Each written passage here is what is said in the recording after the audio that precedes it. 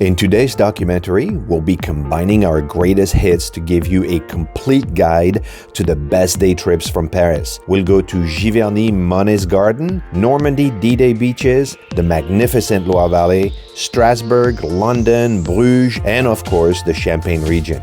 Allez, on y va. If you're thinking about a day trip from Paris, then Claude Monet's home at Giverny may be a good option for you. And in today's video, we'll give you all the details you need to choose. We'll tell you how to get there, what to expect, and we'll show you the gardens and lily pond that inspired so many of his famous paintings. And in the end, we'll take you to a place in Paris where you can see his masterpieces on display the way he wanted you to see them.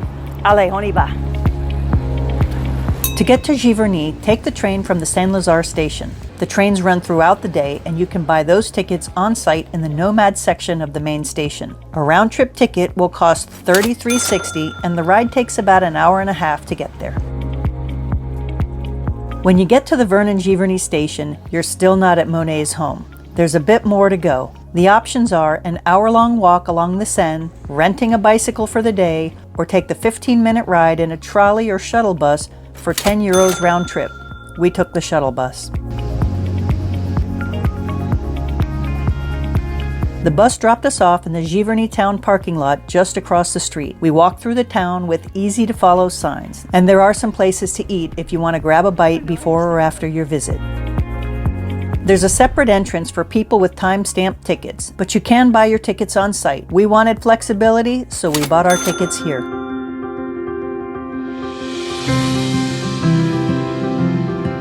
We entered through a large, beautiful gift shop. There's something here for everyone, and many items are very reasonably priced. For my French coffee. But pro tip, buy your souvenirs later, because you're gonna exit through the same shop. When Monet moved to Giverny back in 1883, he transformed the abandoned domain into a comfortable home filled with lots of his works.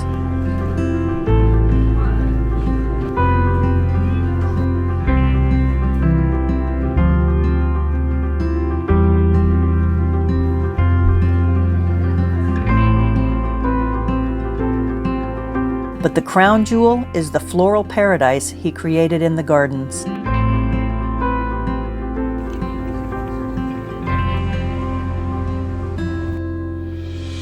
The paths winding through the colors and textures of the garden are just like Monet designed them. Garden staff from the Monet Foundation have studied his paintings and works meticulously to maintain the grounds with the varieties of plants and the color schemes, just like the artist's palette.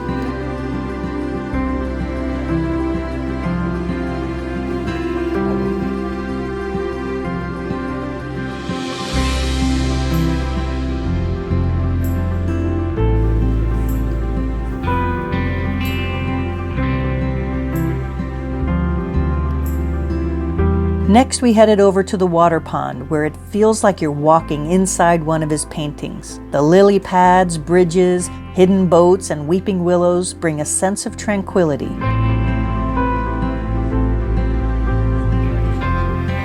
Or at least it should. Each year, over 500,000 people visit while the gardens are open between April 1st and November 1st. On this mid-July afternoon, it feels like half of them are here today. Pro tip, arrive early before the river cruise tour groups come. But even with the crowd, we thoroughly enjoyed our stay, and we're definitely calling this a romantic adventure. And tomorrow, Antoine is taking me to see the big murals he did of this place at the Orangerie Museum in Paris.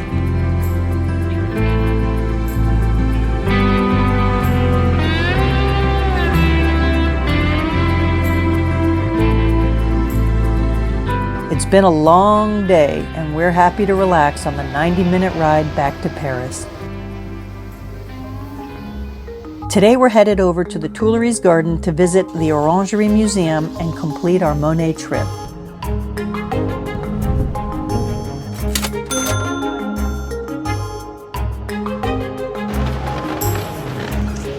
Oh wow. So this room was actually designed by Claude Monet and together with the architect as a specific place to display his water lily paintings. And this is, like in the last years of his life, he came here and made that happen because the lighting, the structure, everything about it would just accentuate the beauty of the water lily paintings. So, you can see his eyes. You see his eyes in here? It's like the two eyes and a nose and a mouth, like hidden in there. Do you see it? And more. There are 8 murals of water lilies in this museum, in addition to many other post-impressionist paintings. And like you can just feel the lightness, like this didn't happen by accident. And like here with the hanging pieces, like from the little bridge right next to it. It's beautiful. This place was actually built to store citrus plants during the winter time, like a big glassed-in place. And then in the 1920s, Napoleon said this should be given to art. So Monet came in with the architect to build this as a way to display the post-impressionist art for the area. And I'm really glad they did because it's stunning. One of the other things that Monet had in mind when he designed those rooms for the water lily paintings is that was a place for meditation, which obviously you can't do in these crowds, but I can completely get if I was alone in there, I could be transported somewhere else.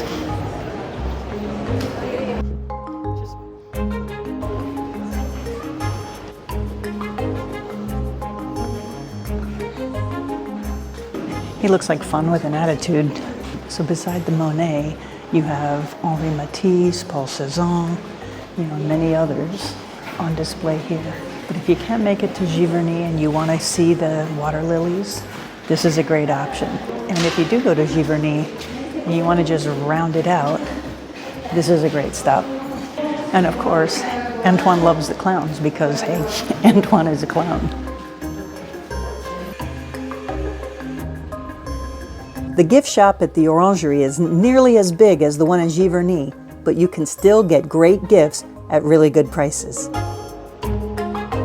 If you're looking for an extraordinary place to take a day trip from Paris, Mont Saint-Michel in Normandy is a place to go. This is a 1,000-year-old fortress cut off from the mainland by the world's biggest and fastest tidal swing. And tonight, we're gonna sleep right here on this enchanted island. And then we'll stop in the charming seaside artist village of Honfleur. Allez, on y va. I am so ready. That's where we're going, right there. Where? Right there, over the hill and across the bay. Are we gonna walk or how are we getting there? When you get here, you can't park. You can't drive onto the island. So we're gonna take a shuttle bus from the parking lot. Let's go. Let's do it. And since we're not just here for a day trip, we're actually sleeping on the island. We had to bring our luggage on the shuttle.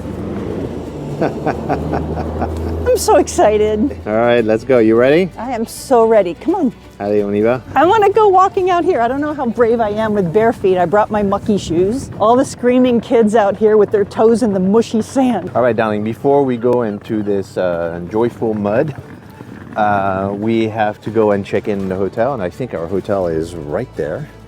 And I'm also starving. Yeah, let's have lunch first, and then you can put your toes in the sand. Exactly. All right, let's go.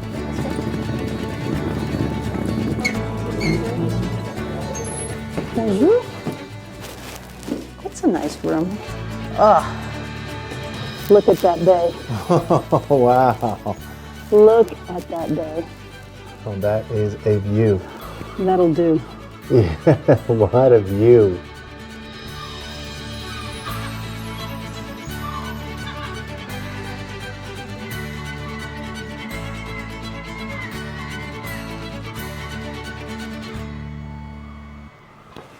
Let's go explore. Magnifique. Look at that. Oh, wow.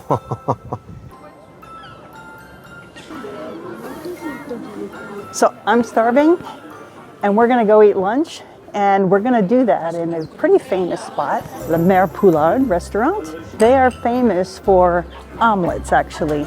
She has a 100-year-old recipe for omelets. Oh, wow. Oh. Merci.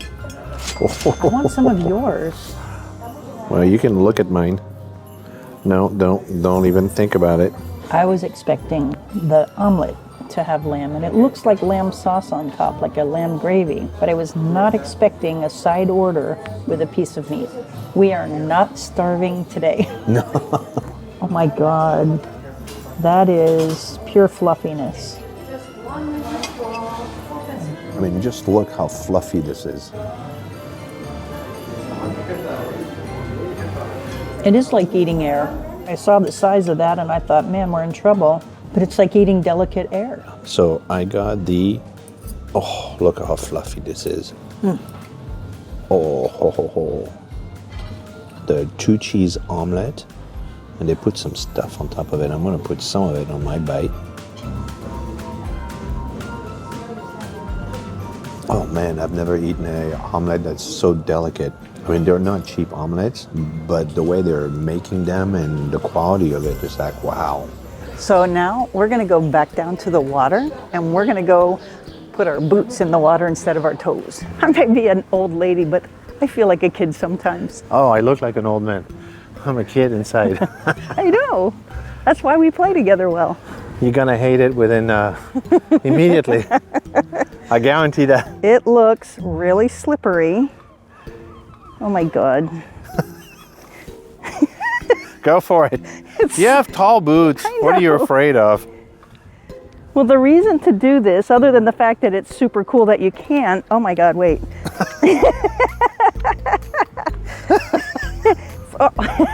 Shit.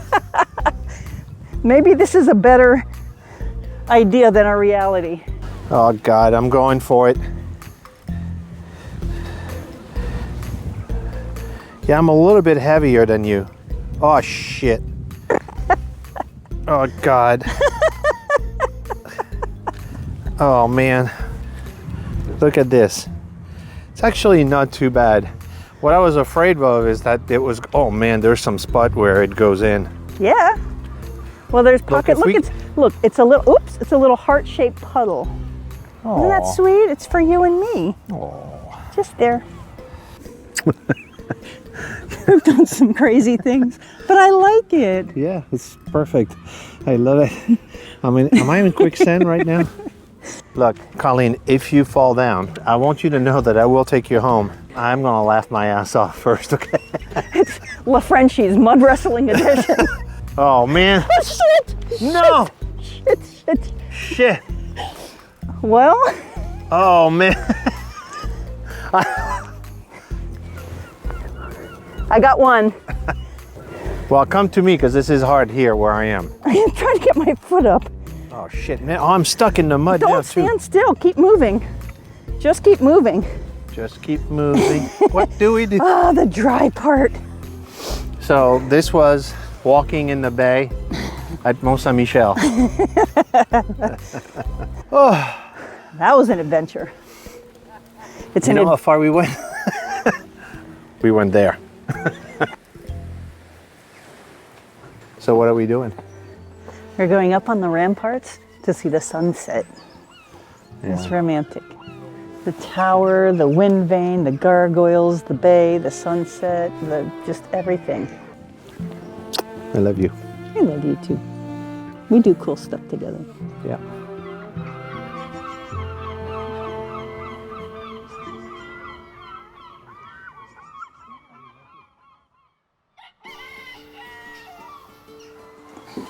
Well, good morning. Good morning. So we're headed to the Abbey because yesterday, well, it wasn't too crowded because we were a bit off season, but still there was a bunch of people. And we decided to be the first one at 9:30 a.m. so we could have the Abbey to ourselves. Yes. We did all this, all those steps, and wow, and you know what? Once you get to that, You have steps going up to there. exactly, you're halfway there.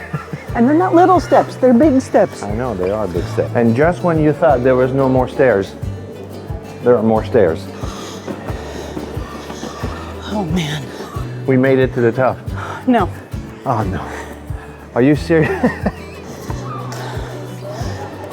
Oh wow, look. Yeah. And to think that whole section Yesterday was the mud where we were walking in our rubber boots. Oh yeah, exactly. So the reason why it actually rushes like that so fast is because it's so flat. From way over there to here, there's barely any... It's less than a 10% grade, I think. Yeah, no, it's a very Like small 7%. grade. So once the water rises, then it just rushes it in. The wooden ceilings, and that's just the wood and the stone and like all the elements coming together. Yeah. It's remarkable. Check out that organ. Wow.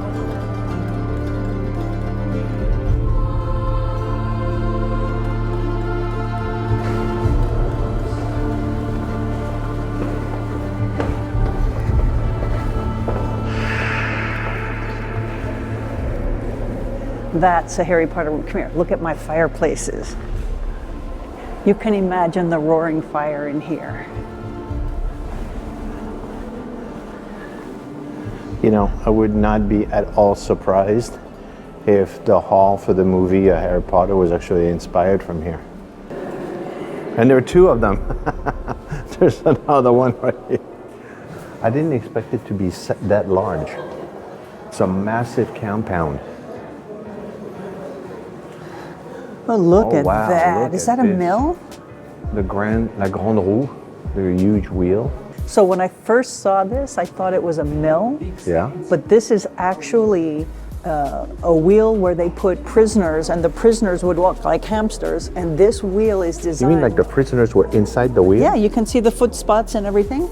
And this was used to bring food up the island to the abbey to feed the monks. Yeah, well, they would pull it with these sleighs here. That look at that.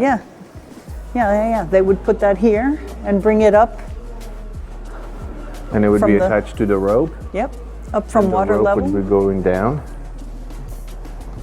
Oh yeah, look at that.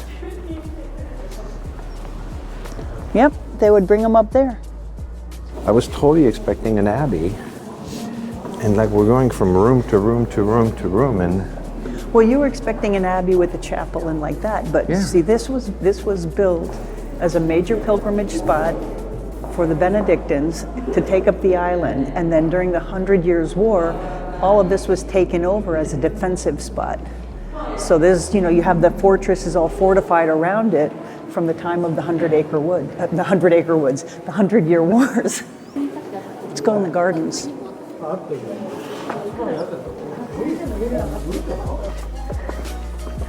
Nothing quite like a seaside garden. Then you just sit on a little bench yeah, and watch the sea, little island over there. yeah. I That's want to nice. sit with you and check out the view. I think it's a great place to just come and unplug. Yeah. Yeah, if you need to. Get away from it all. Yeah. The seagulls are a big part of the story here. They're enormous, and it feels like they own the place, and we're visiting their island.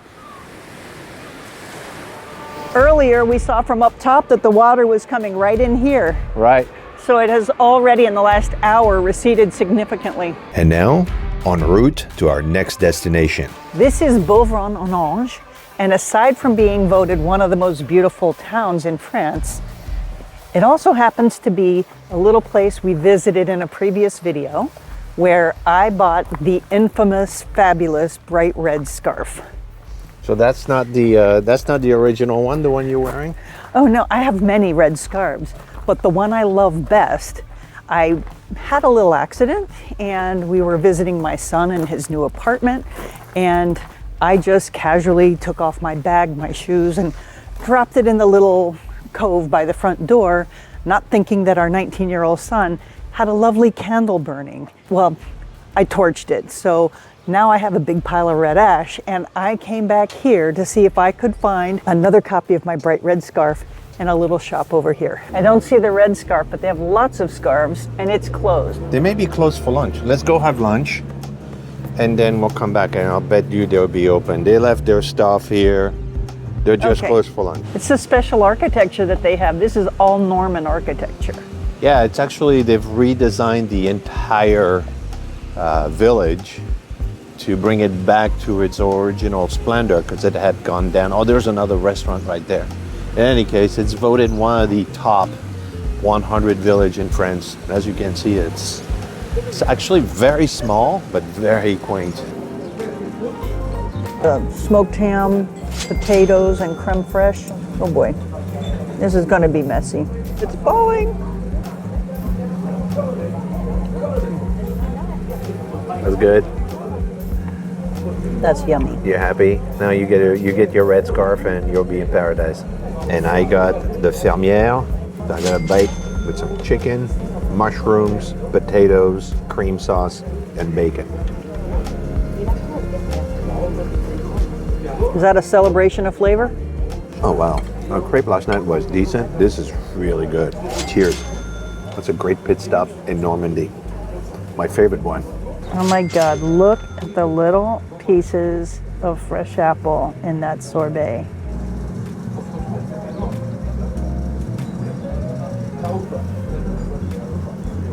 Yeah. Oh man, that is apple. And it's a profound, I don't want to say strong, but it's a very profound apple flavor. So that's caramel. So now what's interesting is that immediately I'm like, well, it looks like vanilla. I'm sure you didn't make a mistake. And it says, well, this is caramel. This is what it looks like if you don't put coloring in it. This is straight from the farm.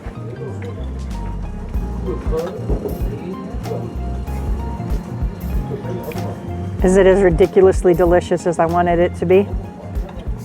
Yeah, I'm afraid you're gonna want to steal my ice cream. Now, literally, it's worth coming to this village, to this restaurant to have this ice cream. This is it, everything, the cream, the milk, like this is fresh.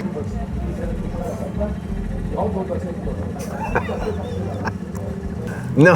While his hands are busy. No, that's not fair. Well, the question is the store open? You promised.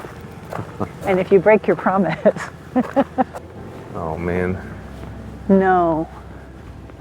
Go to it. They're not open, right? The lights aren't on. So they are closed, and we called the number, and they're not here. They're not open today. They're not open tomorrow. They're going to be open on Saturday. We won't be here on Saturday, but they'll be open more in season. But Antoine called and talked to them, and she said, if you can send me a picture, then maybe she could ship us one. So I think we may be able to come up with a picture of me in that red scarf. So I'm disappointed, but I'm still hopeful. And last but not least, we finish our trip with one of France's most beautiful gems, Honfleur.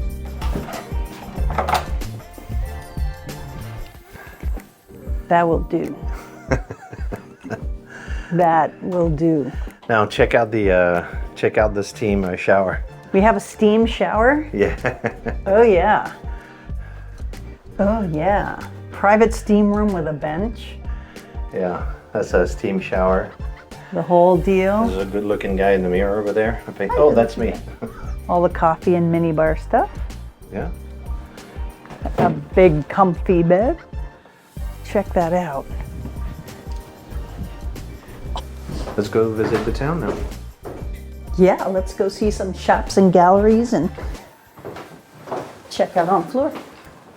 So that church is extraordinary. I hope it's open because it's made out of wood. Most churches are made out of stone in France. It is open. Come and check this out. The smell. You smell the old wood. Yeah, it's really cool. I don't know how old it is. I know it's very old, but it's extraordinary. There's something very unique about it because there's not a lot of church made out of wood for the simple reason that, well, they burned down, they were destroyed. You know, stone lasts longer than wood. But look at that. You can actually see at the top. It's built by fishermen. They build boats, so that's the roof. And you look at the roof and you're like, man, that's the hull of a boat. Look at this alley. Doesn't it make you want to? I don't like alleys, but it looks like a cool alley. Well, I'm sure in the medieval ages it's not a good thing, but since we're not, let's go. I think there's a store over here that I really like that sells the Calvados I want. All of the Calvados and stuff in here. There you go. The Calvados de Sophie. With this is where they had DuPont Calvados too. They have good stuff in here. So we're buying some Calvados, and we were in a DuPont distillery a couple of years ago, and I don't remember which one. So we're having a taste in Honfleur because it says, "Do you want to try?" And I was like, "Ooh, yes." So this is the 12 years of age Calvados.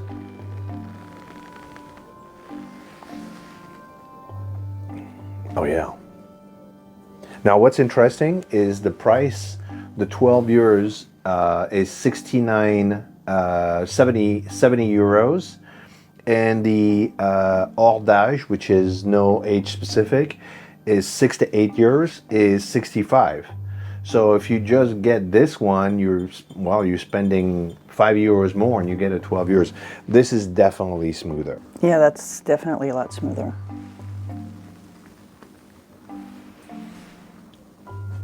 And it has a good flavor too.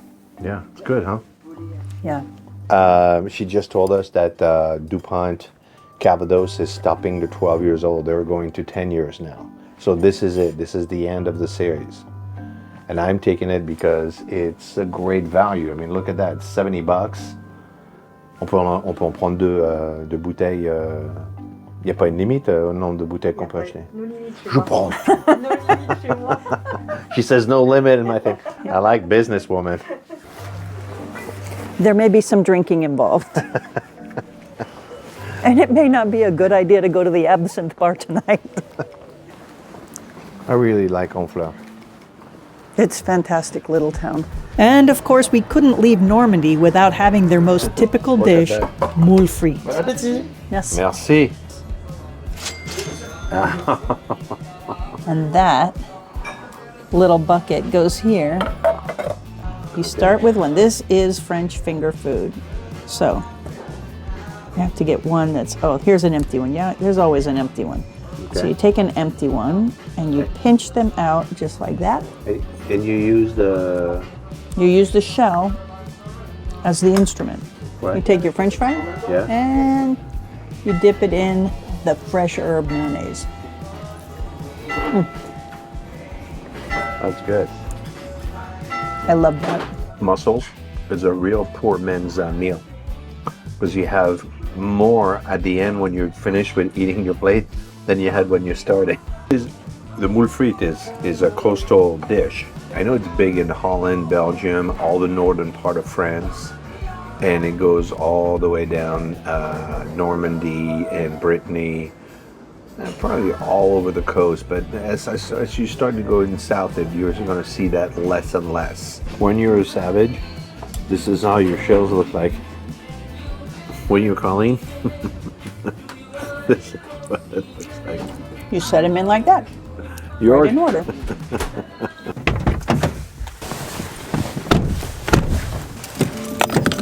So we're going to Normandy, and we're going to see the D-Day beaches, and of course the American Cemetery, Omaha Beach, Saint-Mère-Église, where the paratroopers went. Yeah. And we're going to eat some amazing food because, hey, Normandy has its own special kind of cuisine. And we're going to check out some super cool little towns because there's some amazing things to see. And I just can't wait to see what all there is to see there. Yeah, me too. Alors, you ready to go? I'm ready for an adventure. Allez, on y va. Let's go.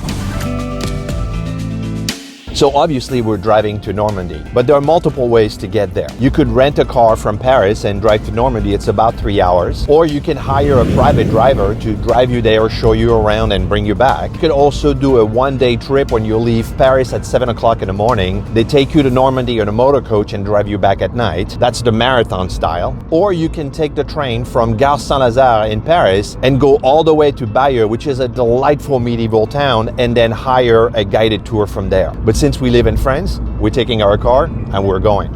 Let's go.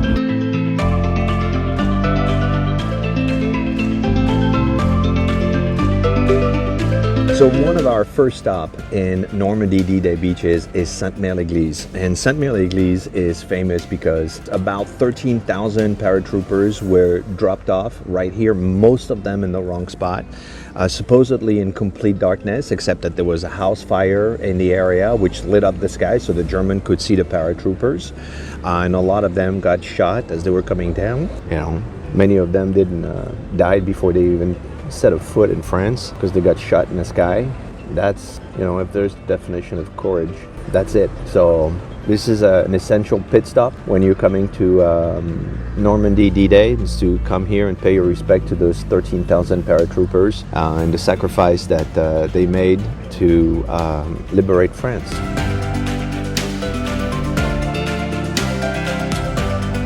On a lighter note, Normandy is known for many things, Calvados, cider, but also caramel.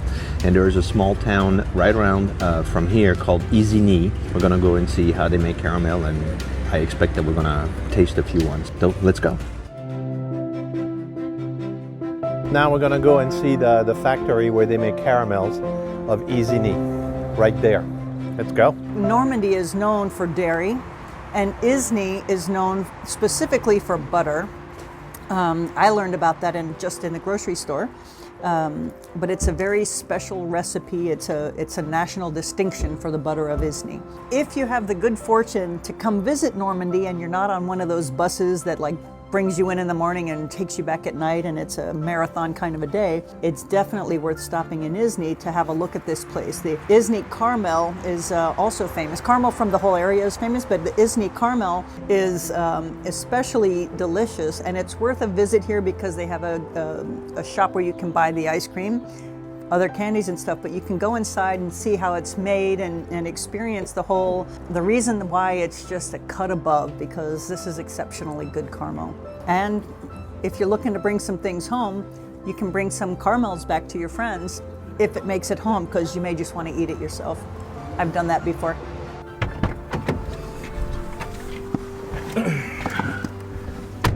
So let's go to Point du Hoc.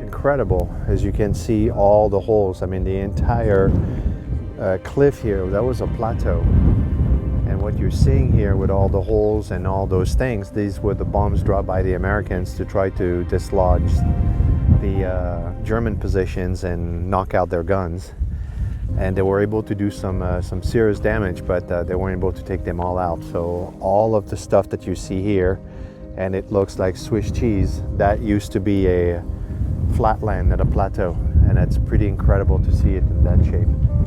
Very telling on how violent whatever happened here happened. Pretty incredible.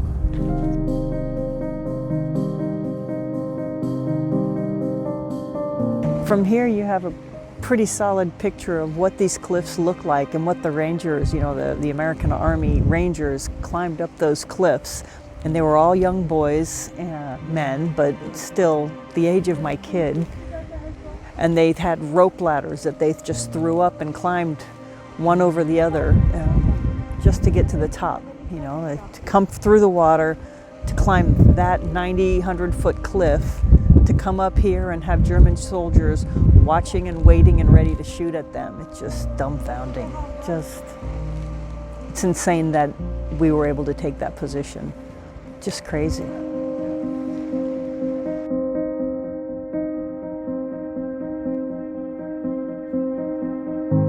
don't know about you, but that's stirring up a lot of emotions for me. Absolutely. Yeah. It's hard to imagine what these boys went through. Just For my freedom. Yeah, for mine. Well, for all of us. Yours first, but Yeah. so your mom could grow up. Yeah, so I didn't have to learn German in school. That's pretty much it.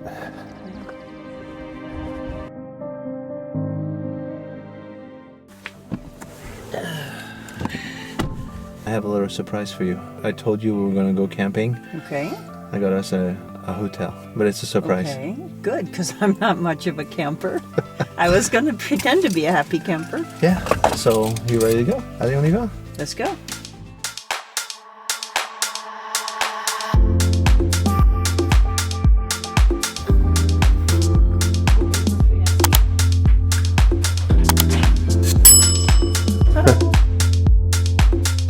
I want to see what's in this little pouch. So those are butternut squash seeds. How cool is that?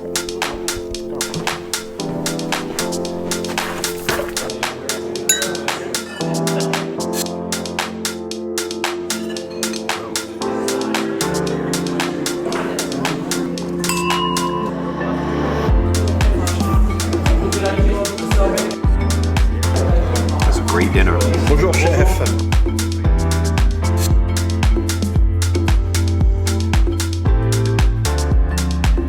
It's just deliciousness. Very good. These things are not common in France. They actually have a bathtub. And not just a bathtub. Those are jacuzzi jets. I know what I'm doing tonight.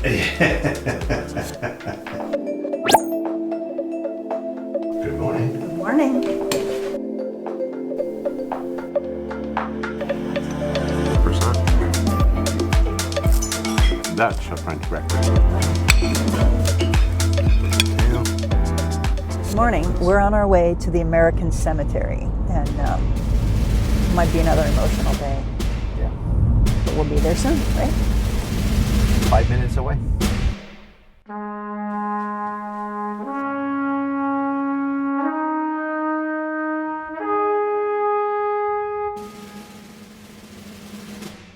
One of the things that's so completely extraordinary here is, it's like we know what happened. This was absolutely horrific. And yet here, this is a tranquil space, like life goes on, young people, old people. I'm watching old women who probably lost very dear people to them. Probably what's their last trip here, just breaking down in tears all over the place. I'm present to the struggle in the Ukraine, and that one day there'll be a peaceful and serene place like this to honor what happened there, inside of what was so horrific and what's so horrific here today, fighting for peace. And Antoine says fighting so that he didn't have to learn German in school, because of course they were in France, but I feel so much of my freedom connected to this place right here. The absolute waste of human lives that it took to do that we really didn't need to lose if we could just communicate and talk and respect each other. It's amazing. Really humbling. These are going on a lot of headstones today. I brought 4 rolls of pennies and I have them helping me, which is It's a team. Thank you. I'm Specialist Ferreira. I'm with the Rhode Island Army National Guard.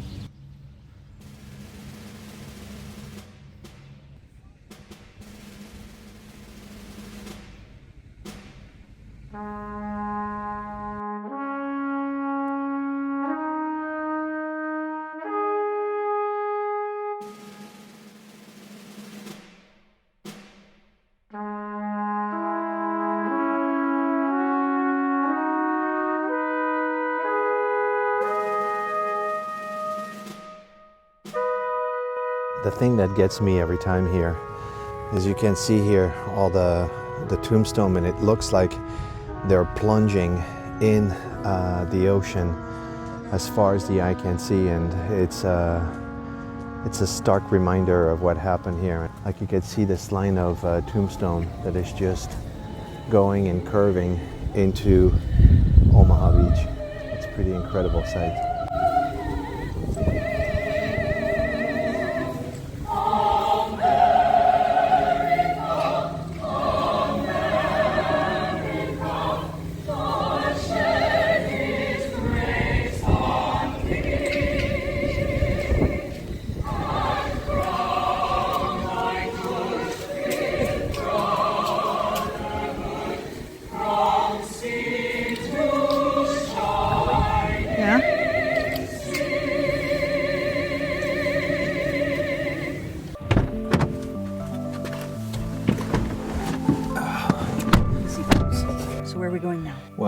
let's go to Bayeux, which is a small medieval town, which is delightful. Okay. And we're gonna go have lunch over there. We'll have something light after the Yeah, significance of the morning. exactly. You ready to go? I'm ready. Allez, on y va? Let's go. Let's go.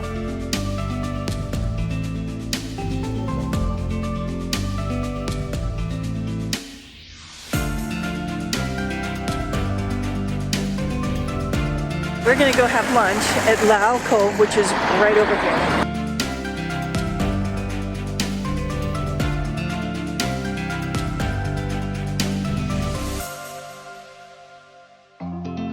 So I've heard that here in Bayeux that there's an amazing tapestry that tells the history of this area, the Normandy area. I've heard great things about this one, so let's check it out.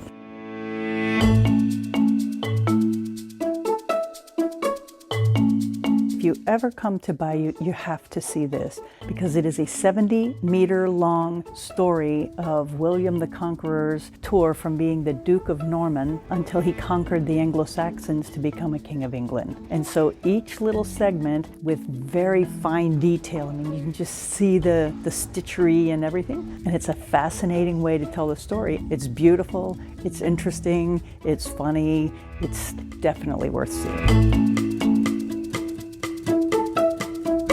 This town of Bayeux is an absolute gem. Like the little cobblestone streets, the little cafes and restaurants everywhere. The antiquity is absolutely stunning. This place was liberated June 7th, Yeah. After D-Day, the next day. The next day, The yeah. whole town was preserved, so it was not having to be rebuilt. Right. It was, this is what it looked like. It wasn't destroyed in the Second World War. Check out the beautiful stained glass right there on this cathedral. I mean, this is seriously gorgeous. Like the detail and everything. All right, let's go see if we can get inside. Look how quaint this is.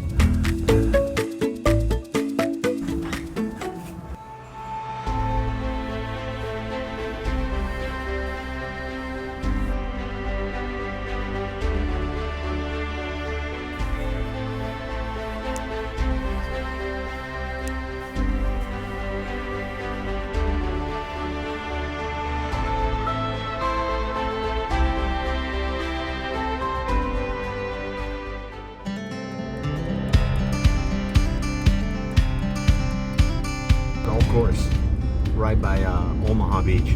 A lot of Americans actually come and golf here.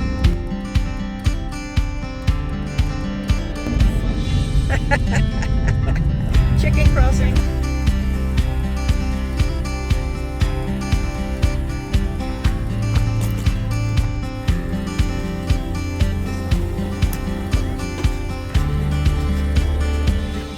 This is way better than digging a ditch and pitching a tent. A bedroom right there, that's awesome. Bedroom? Another bedroom.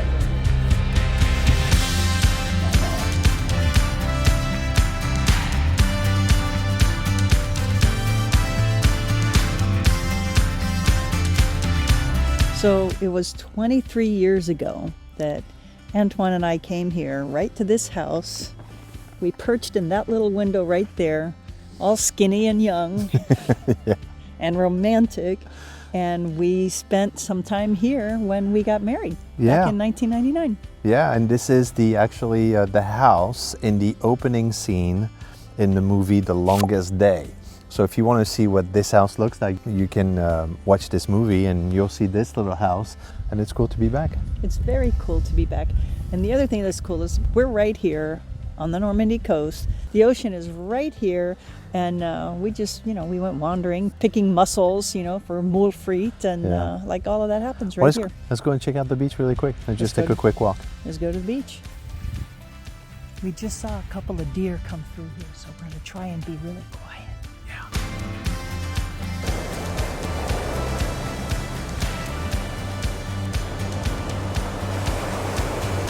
Let's go grab a bite to eat.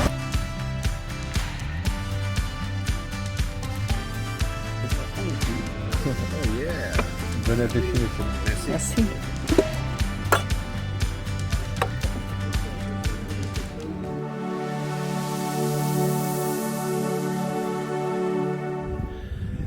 Here's an incredible thing here on sunset on Omaha Beach. So this is Omaha Beach here, right? This is where at least a lot of American boys arrived. And then look at that vantage point. And those young American soldiers are about 100 feet down, wide open. It doesn't look like a fair fight to me, right from here.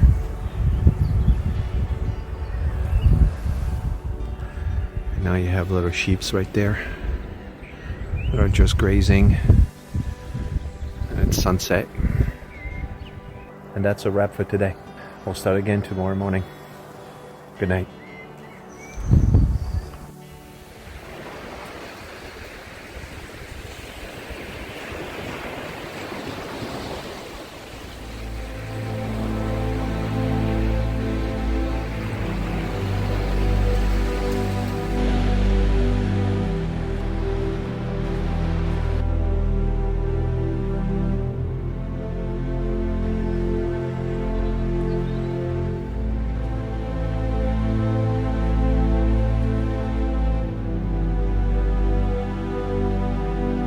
And this is the stunning memorial right here on Omaha Beach that is right in front of the places where they all landed, which now looks very calm. And you can see all the way over there the cliffs where Point du Hoc is, and this memorial right there, which is beautiful.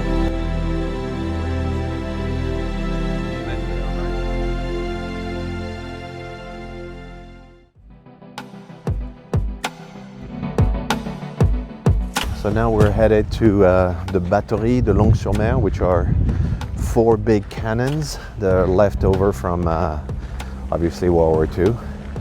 And they're enormous cannons that were designed to basically pound the coast and the boats over there. And they told us that we need to go and see it. So that's what we're doing. Here we go. Here we go.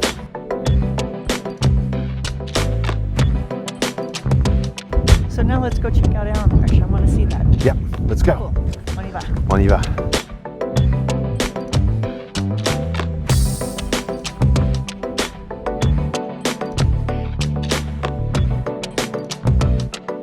You see all those things over there?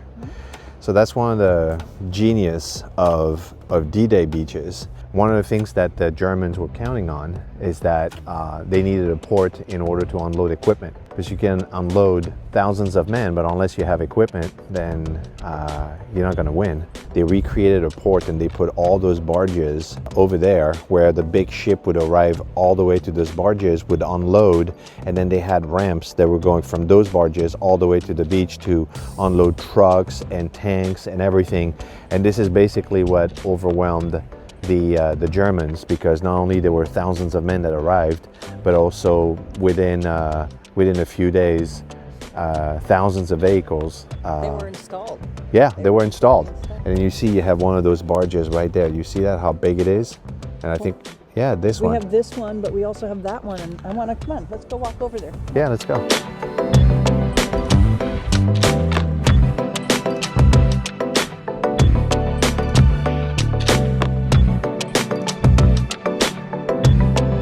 So, what do you say that on our way out we go to Caen and have lunch over there? Sounds like a plan. Sounds like a great idea. Allez, on y va? Let's go.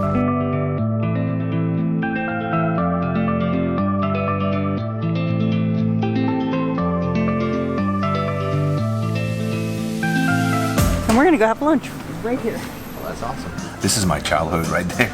They brought us a little glass of cider, local cider. It was a very nice touch. And if you don't want to drink alcohol, you can have a little shooter like that. That's really cool. Cheers.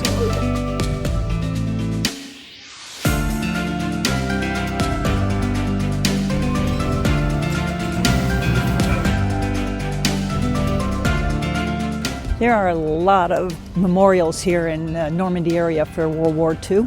But if you only have time to see one, this is it. We're here in Caen, which was completely leveled in the war. And this memorial is pretty profound, pretty full.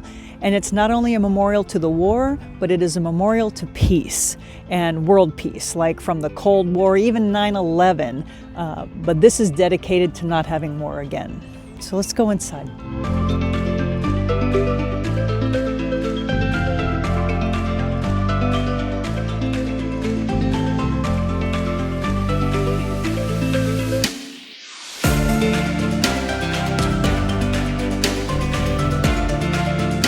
So that wraps up this side of Normandy, and I'm so glad we did that. Yeah. But we're gonna go see the north side of Normandy, which has amazing little seaside villages like Etretat, which is that Google image of the arch that you wonder where the heck that is. Honfleur, a beautiful seaside village. Deauville beaches, we're gonna ride in a sidecar. We're gonna try some of the local stuff up there like Calvados, and hopefully we'll get in to see the distillery where they make it.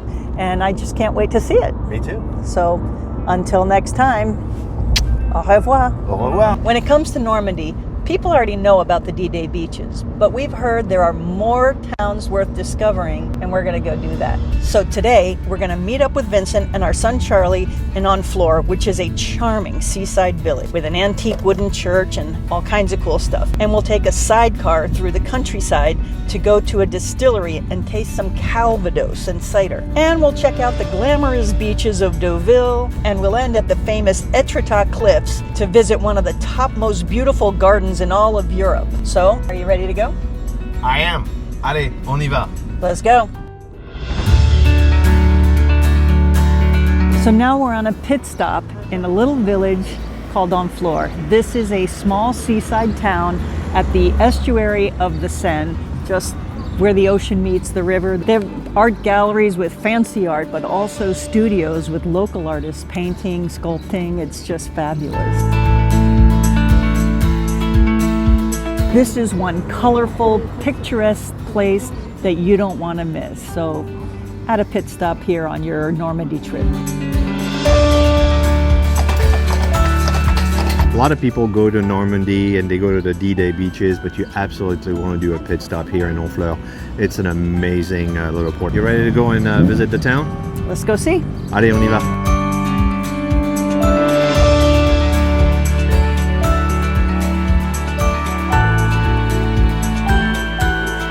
First time I ever heard about Honfleur, people were talking about the salt that comes from here. And now I understand why, because these are amazing. I have 4 peppercorns in the salt. I have fried onions, Bordeaux wine, curry, cumin, garlic. I have so many things here mixed in the salt that are just phenomenal flavors, and I can't wait to try some.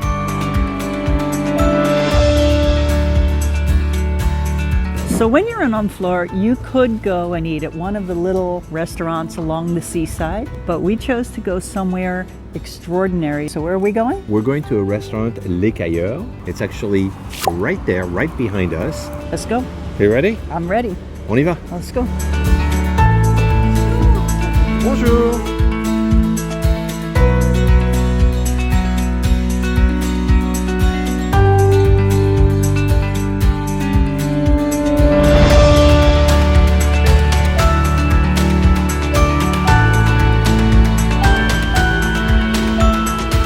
This is the salmon. This is absolutely delicious. The presentation is amazing. It just shows that you have a chef that actually loves the food and the way he presents it, and it's really beautiful. Oh, that is really good. The chicken is in a black garlic sauce with lemongrass. It's just perfect. The chocolate mousse is my grandmother's recipe. It's just white eggs and chocolate, no sugar. You have a praline, homemade, and you have a sablé made with tonka fève. You can actually taste this. It's not overly sweet, but it's so full of flavor. This is delicious.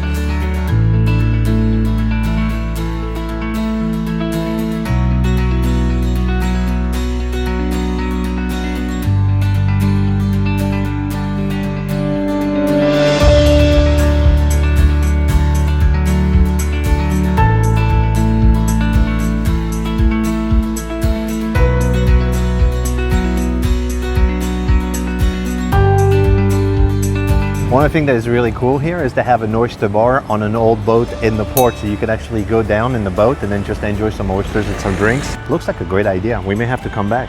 I want to come back. It's Okay. just charming. We'll have to come back and try it.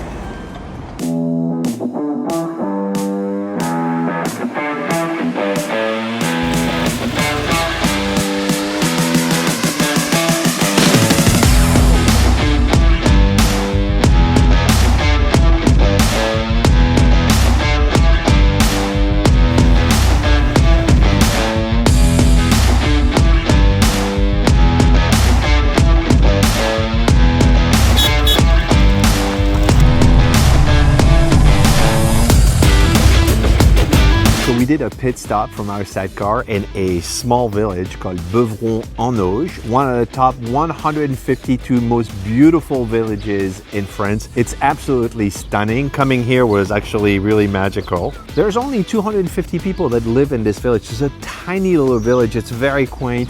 It looks absolutely typical Normandy style, all the houses and everything. It's really a beautiful little village. I'm really delighted we came here. Honestly, I didn't know how much fun it was going to be, but it was really a lot of fun. It's just really amazing. It's a great way to be in the countryside and discover. I just really loved it. After this, we're going to go and visit a Calvados distillery named DuPont, our last name. So we're going to see if we have any lineage in there. Maybe we can get a free bottle. All right, let's go and visit this village. Let's go.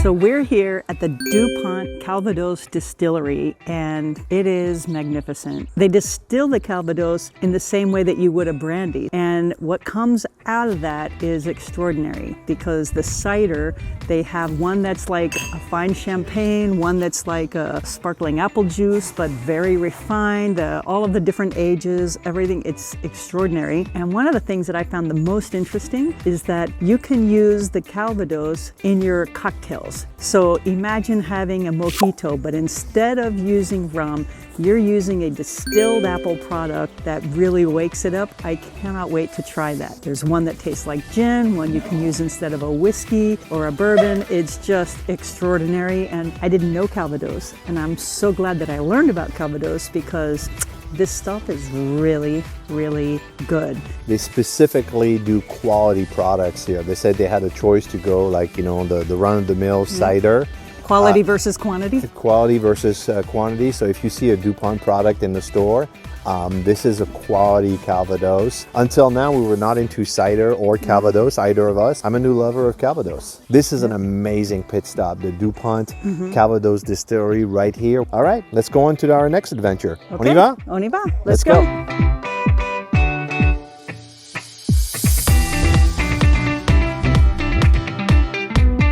So we've just arrived at Deauville, and this place is the playground for the rich and famous. This is glamorous, it's chic, it's elegant, and tons of shopping, casinos, horse racing, polo matches, red carpet parties. It is the home to the American Film Festival right here in Deauville, which is second only to the Cannes Festival. So all along the boardwalk, you have little cabanas with the names of American stars just from one end to the other, going way back to the 1920s, all the way up to current stars. It's pretty cool. And Deauville is considered the 21st arrondissement of Paris. Deauville is the equivalent of the Hamptons in the United States. So people in New York go for the weekend in the Hamptons, while rich people in Paris come to Deauville for the weekend. And a lot of people own property here, and they just come and chill. So I just can't wait to go and discover this town, have lunch, and have a good time. This is the place to see and be seen, go shopping, and live an elegant life. You want to go put your toes in the sand? I do. All right, let's go.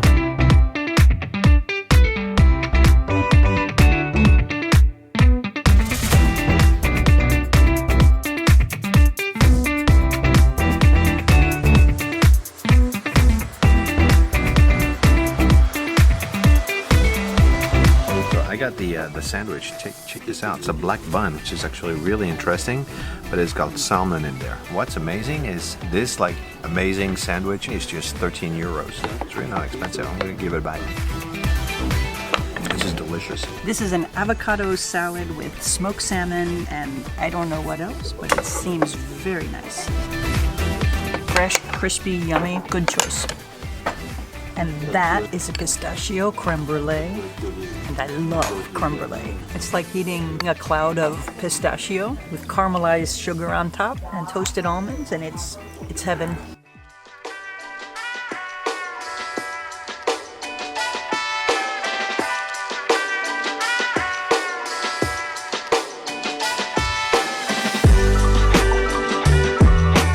With Deauville being the home of the famous film festival, it's not surprising that movies are made right here, including at the Villa Strasbourg, where famous movies like Sherlock Holmes with Robert Downing Jr. and scenes from Amélie Poulain and lots of other European films. And this place was hopping with parties in the Roaring 20s. And there are rooms for parties, for the guests to stay, state-of-the-art stuff for the time. And the Roaring 20s, like think about the parties from the Roaring 20s. So I can't wait to go inside and see what this place has to offer. Let's go see. Allez, on y va. On y va.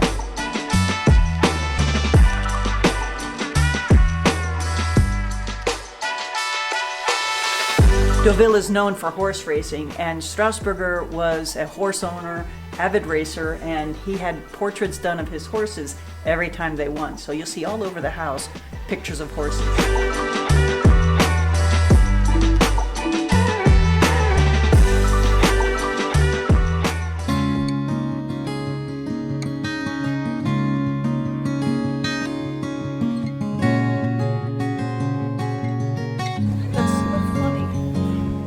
There's not sand, it's rocks.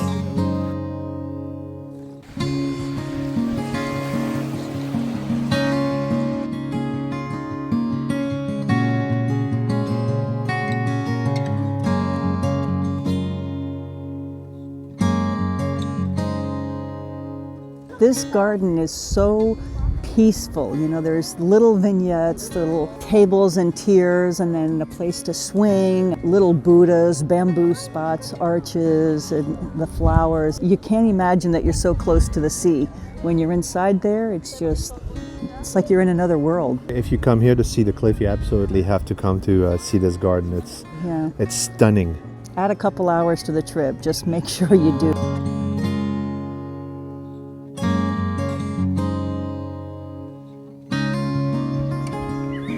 Check out these heads. This is the Buddha section. This one is going to be the playful Buddha. But you can see him and the ones down below. And there's just tons of bushes with these little sculptures inside. How fun is that?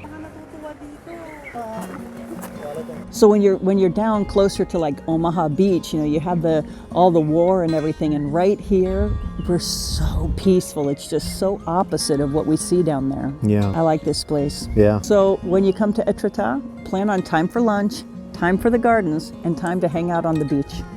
For sure. Do you think it's okay for a young man, like a teen or something, someone to come here? Do you think it's cool enough, or? There's a certain state of mind you have to be in, but it's very nice for just calmly walking around and enjoying the nature. Yeah. Thanks for being a great cameraman today. You're welcome.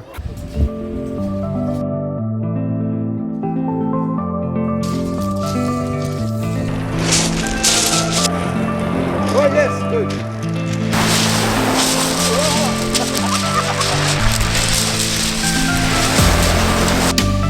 Visiting Bordeaux was a city that was on my bucket list. So in this video, we're gonna visit Bordeaux for 48 hours and we're going to see all the sights to be seen. We're gonna go to La Cité du Vin and try some amazing wine. We're gonna try some of the local dishes and we're gonna have a wine tasting in a world-renowned castle in one of the most beautiful villages in all of France. Allez, on y va.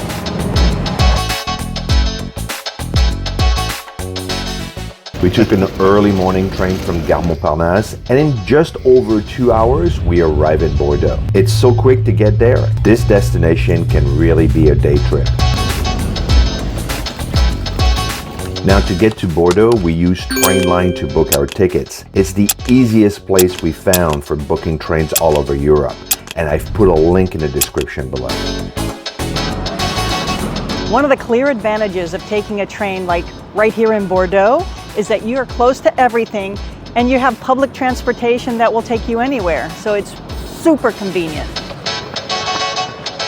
Now, once you get to Bordeaux, the public transportation is easy and efficient. We bought our tickets from the tram from the machine right outside, and after a quick 15-minute ride through town, we got to our rental apartment.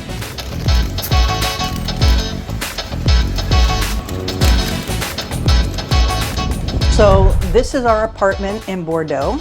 We decided to go with the rental apartment instead of a hotel this time. It's not really busy season, but this year is the World Rugby Cup, so there's a lot more travelers here than usual. This one has 2 bedrooms. I've got one nice space like that and a gorgeous view of the city. I mean, come on, look at that. So here we have a fold-out sofa, so we got 2 bedrooms and a sofa, so if you've got a group, this is a good spot. And here's the view. You can see straight back there the City of Wine. The Cité du Vin Museum is just there. And of course, you have a place to eat. You got a little fridge, a little 2-burner stove in the kitchen. But that's not the best part. Let's go upstairs. There's a separate private space. You have to climb, but trust me, it's worth it. And come all the way up before you look around, Antoine. But check that out. Check that out. That is actually, it's like a giant wine vat. We need a bottle of champagne bubbles to go with a bubble bath. How about that? Nice big open space. This apartment will do. Toilet, closet. I am happy here. Now, once we got settled in, we took a quick walk through town to pick up our city passes from the tourism office. Along the way, the horses in the Monument aux Girondins fountain caught our eyes. That fountain is gorgeous.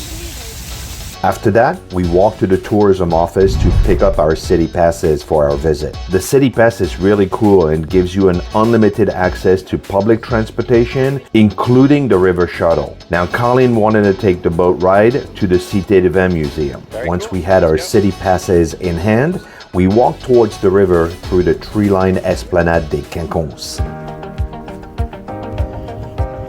What I can say so far is I'm in love with Bordeaux. This place feels a little bit like Paris, a little bit like New Orleans.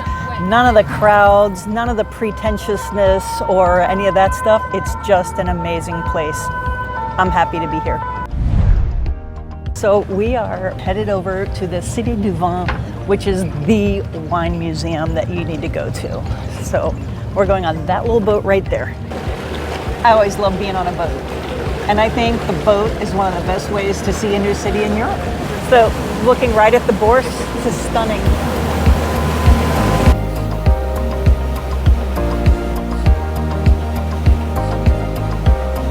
That funny looking building is the City of Wine Museum. And on this bridge, the columns change color. They're lighted and the color changes whether it's high tide or low tide. That's pretty cool. Very cool. Merci, bonne journée. Au revoir.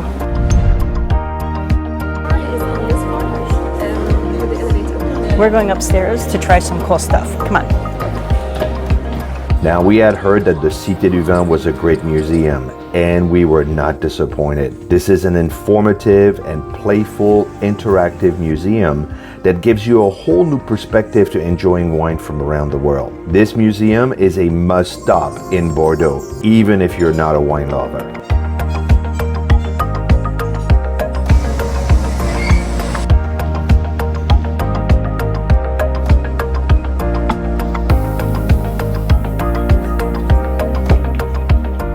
After seeing all the information, smelling the smells, learning about the grapes, I chose a French Provence rosé. Good choice.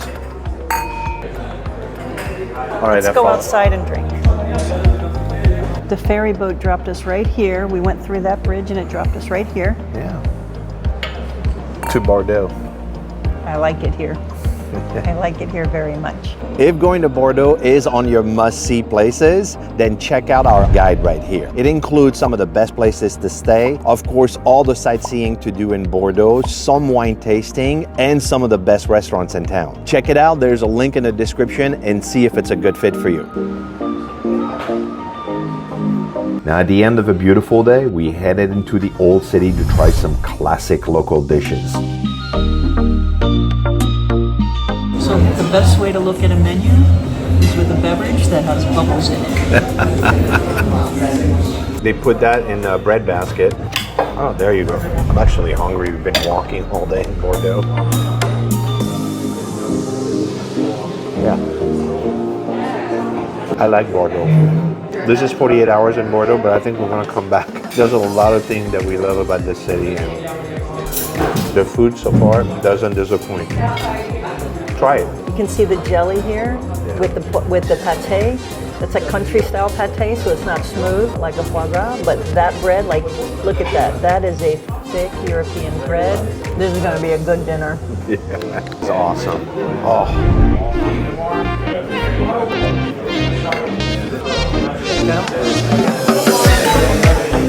That looks yummy. I want to try it. On our table, I was wondering what this little pot was with this cute little spoon. That is my salt for the table. Oh, yeah.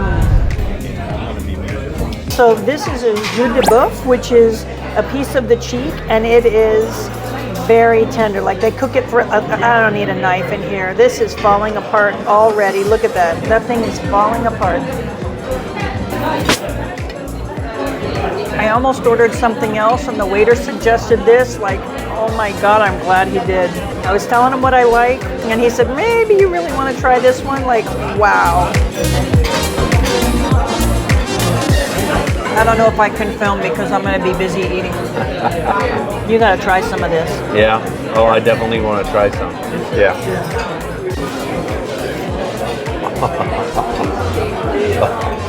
Yeah, that's next level. This is good. And I got the cassoulet. White beans, pork, slow cooked, roasted for hours. They got the flavors right? Wow. You have multiple pieces of meat in there. I'm gonna have a piece of the sausage. Like if you like beans and pork and slow roasted stuff, I mean, this is just heavenly. Wow, this is good. Wash this down with a local cépage, Saint-Emilion.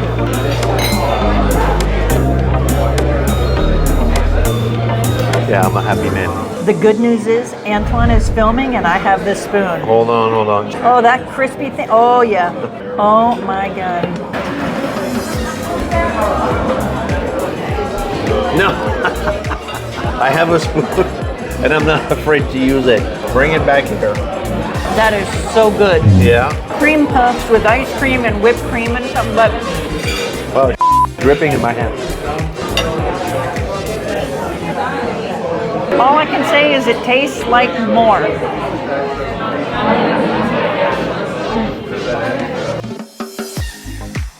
After dinner, before we headed back to our apartment, we walked to Place de la Bourse to check out the beautiful lighted fountain.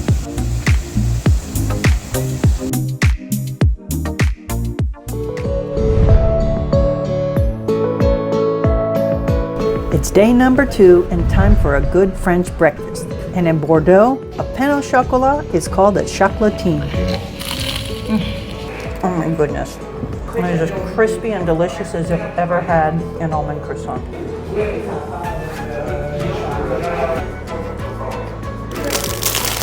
Wow, that was excellent. So now that we had breakfast, we're gonna go get our rental car and we're gonna drive off to the Saint-Emilion area and actually Saint-Emilion village and visit all the little vineyard villages. And we're going to go and have a wine tasting and a castle on top of the hill. Colleen and I can't wait to go and experience that. So this is gonna be a great day.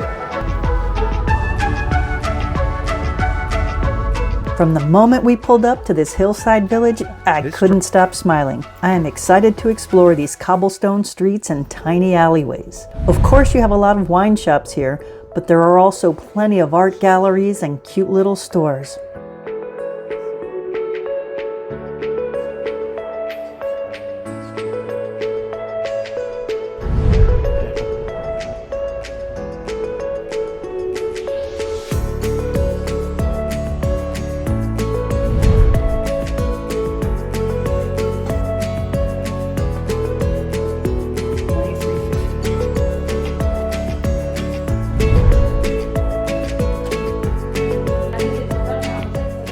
We just left the bakery where the original macarons were made. They started making them over 400 years ago, but these little babies right here are made not with a crushed almond flour. These are with crushed almond, and they don't have them stacked up together like a sandwich. They're just a little cookie like that, and we need to try those. And they also had some other ones that were with chocolate. Oh, it's falling apart.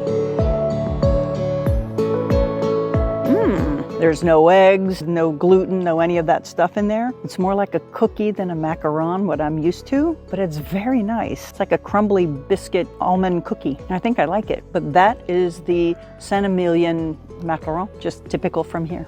And then we got these, which are completely typical of the area.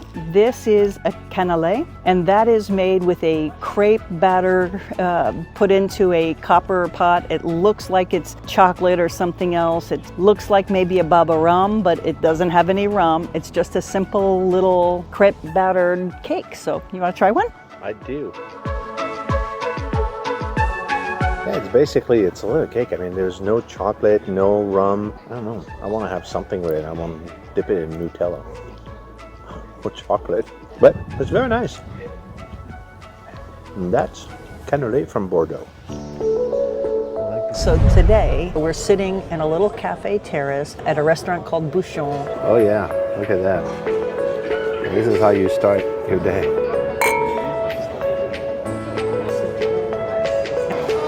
Merci. That is a bouchon salad. It has toast with foie gras, some different kinds of meats, some tomatoes, lettuce, some olives, a whole bunch of yummy in there. And I am very excited to have this salad today. That is duck in my salad, and oh boy, that's good. The server was telling us that the thing to order here is duck, because duck is a very Southwest thing. Yeah. And she wasn't wrong. That's delicious.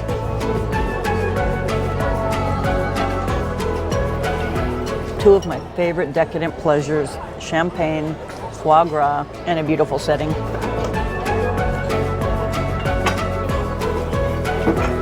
This is heaven on toast. With a bit of salt on top of it, man, this is extraordinary. Wow. It's not a thin slice, but it's just magret de canard. Good salad like that. Oh, this is good. Great salad. Wow.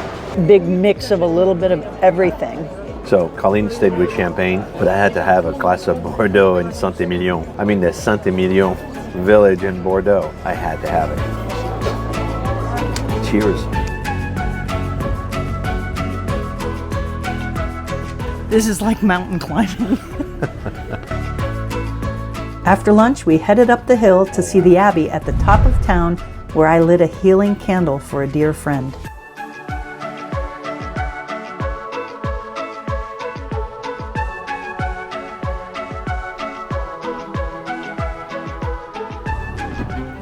Now we have a quick 10-minute ride to an amazing castle to try some wine.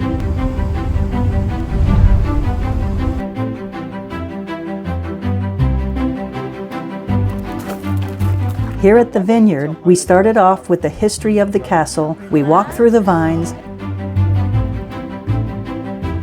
We checked out the winemaking process, and of course, we tasted a little bit of their wine.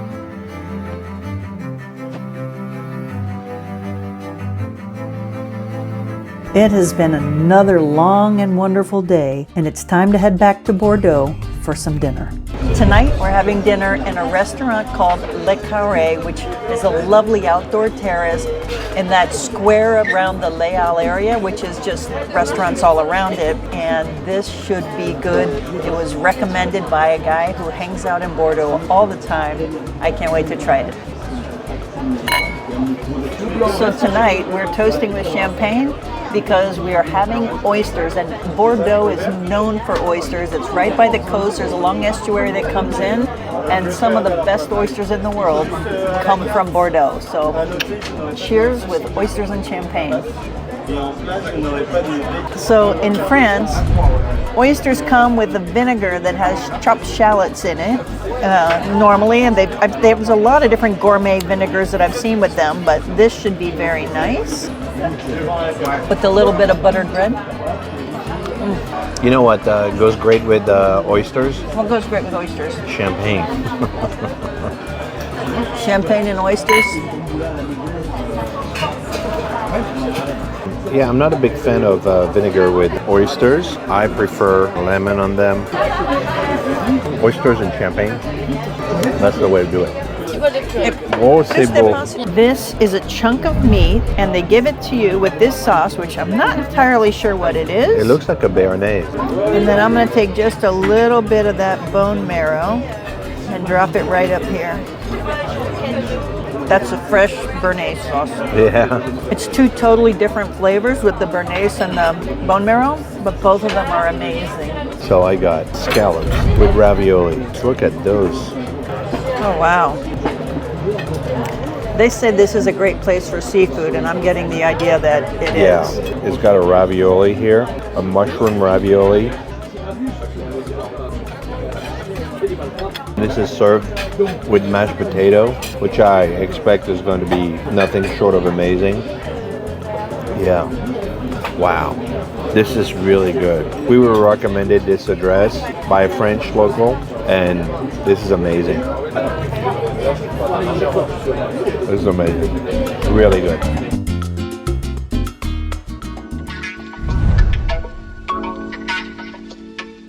On our third and final day in Bordeaux, we decided to walk through town and start with a quick breakfast.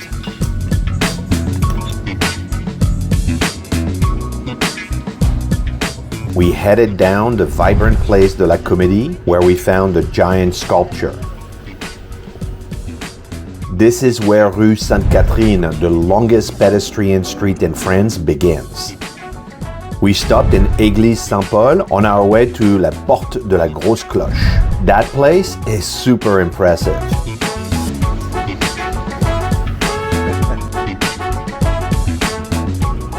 And of course, no trip to Bordeaux is complete without a visit to the Miroir d'Eau in front of Place de la Bourse. One of the things that's really cool is inside this park along the riverfront, there's little benches, shady spots and stuff where you can just almost disappear, read a book, have a lunch. And right here is the Bourse, the Plaza of the Bourse, which means the water mirror is right across. We're coming up. I gotta take off my shoes. All right, he's going in, I'm going in. How is it? Oh, I thought it was gonna be cold. It's not. It's not? It's nice. It's actually refreshing. I can imagine in the summer this would be fabulous. This is just awesome, right in the middle of everything. So if you're concerned about coming barefoot over here, then you don't have to worry about that because you can walk here with shoes. The water is not as tall as my little pinky, but I promise you in the summer months, this will be really refreshing. Uh-oh, what's going on? I don't know what's going on. It's just a little mist. It's a little mist. That means that something is about to Oh, we happen. better hurry. Yeah, I'm fully dressed, darling.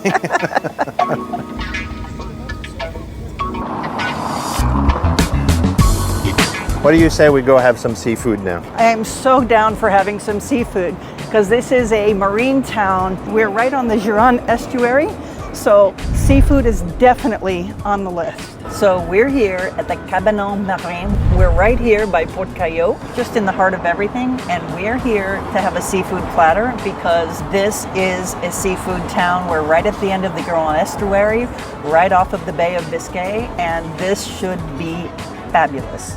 This is the start to something good. Yeah. That's the way to conclude a 48 hours in Bordeaux. It's the best way to start it, the best way to spend it, and the best way to end it. Bottom line, everywhere we go, there is champagne. Yeah. Oh la vache. Des bulots au bulot, tout qui a été divisé en deux.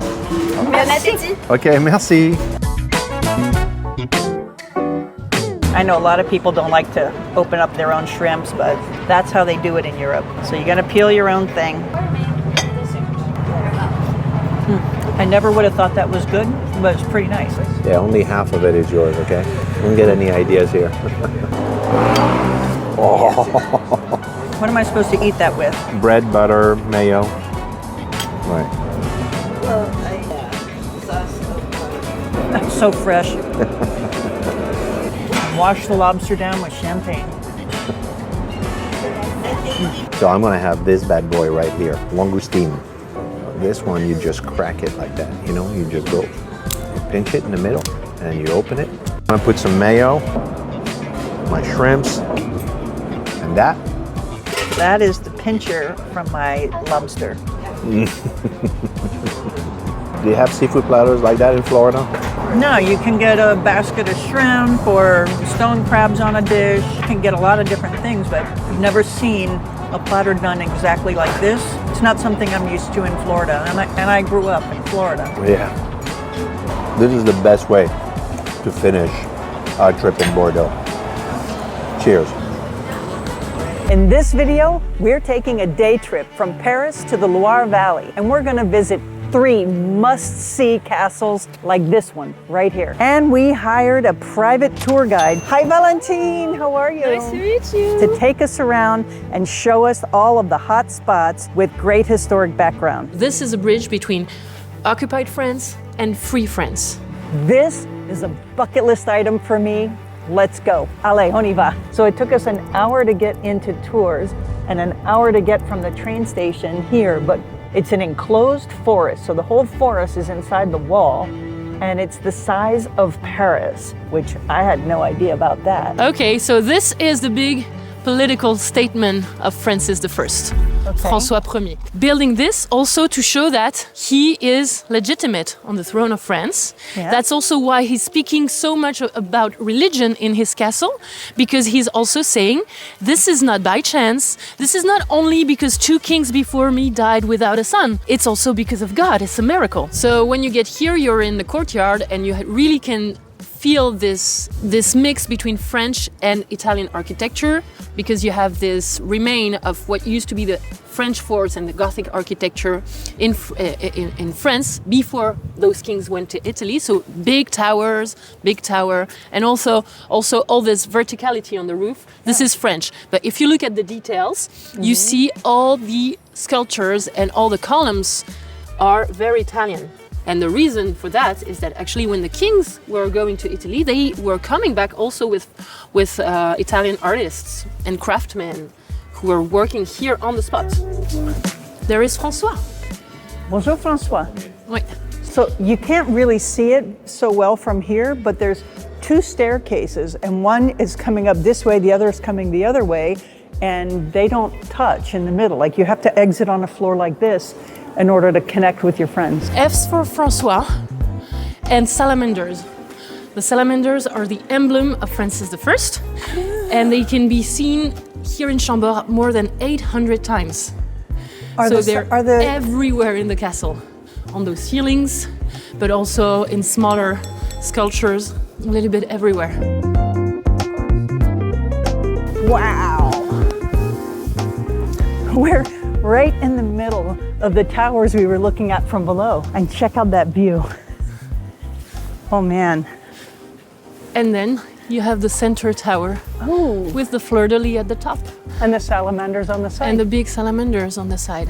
Val was telling me earlier that you see there's these black and circles and triangles and things in the walls, that this is a throwback to the Italian architecture and stuff, because over there they would have black and white marble in the cathedrals, and then over here they're using the local stone and the slate to have a little bit of the same effect. FRF, François, Roi de France, Francis, King of France. It's actually quite cool because when you're far away from the castle, you have this impression of this perfect white castle, and when you get close to it, every stone has graffitis. Oh, so this is not contemporary. So No. this is very old. They wrote their names.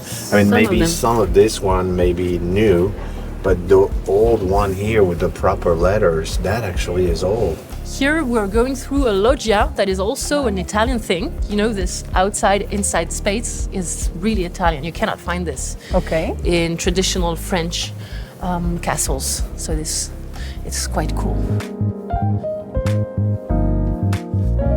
And so this is the bed of the king. We can know that because it has this little stage. And then it has, well, the Fs on the top, and also the 2 canopies that show that it's the canopies that are show that it's a more important person that is sleeping here. We don't have so many original furniture from the 1500s for two reasons. The fact that the kings were nomads, you know, they were never staying in the same castle. For example, Francis I, who is the king who was moving the most, Okay. in average during his 32 years of reign, he was moving every 16 days. So it means that he was going from one city to another, from one castle to another, and they were moving with the whole court, all the servants, That's a logistical nightmare. all the furnitures, Okay. all sometimes even the doors. So it was a convoy of miles. It was 5,000 to 10,000 people, depending on the reign, and they needed 18,000 horses to bring this Every all around 16 France. days. Yeah. Wow. So now we're going to drive over to the town of Amboise, which is about an hour away, and we're going to grab a bite before we go see our next castle. That's delicious. So where are we going next? We are going to a small castle that is called Le Clos Lucé. Okay. It is the house where Leonardo da Vinci spent the last 3 years of his life. Leonardo da Vinci. Yes. Here in France. Yes. Okay. He was invited by King Francis I, that you already know now. Yes. And he spent 3 years here in Amboise, and he died in Amboise, and he is actually buried in the Château Royal d'Amboise, the royal castle of Amboise. And so he came all the way from Rome, Yeah. to Amboise. It took him 3 months, and he came with 3 paintings, including the Mona Lisa. That's why we have the Mona Lisa in France. Now it starts to come together. Yes, we actually didn't steal it. They call it a chateau, Oui. but it's more like a manor house. So this is the bedroom where Leonardo da Vinci died, Okay. where he wrote his last will, which is something very important for French history, because actually in his will, he wrote that he would give the 3 paintings, including the Mona Lisa, to his pupil, and this pupil is the one who sold them to the King of France. And that's how the Mona Lisa ended up in the royal collections and then in the Louvre. This is really cool. Check this out. Leonardo's workshop. I had no idea he was in France. This is so cool. So when he was here, he was quite old, so he didn't really work on his paintings anymore, but he had pupils who were Right. working with him, No problem. and he was teaching.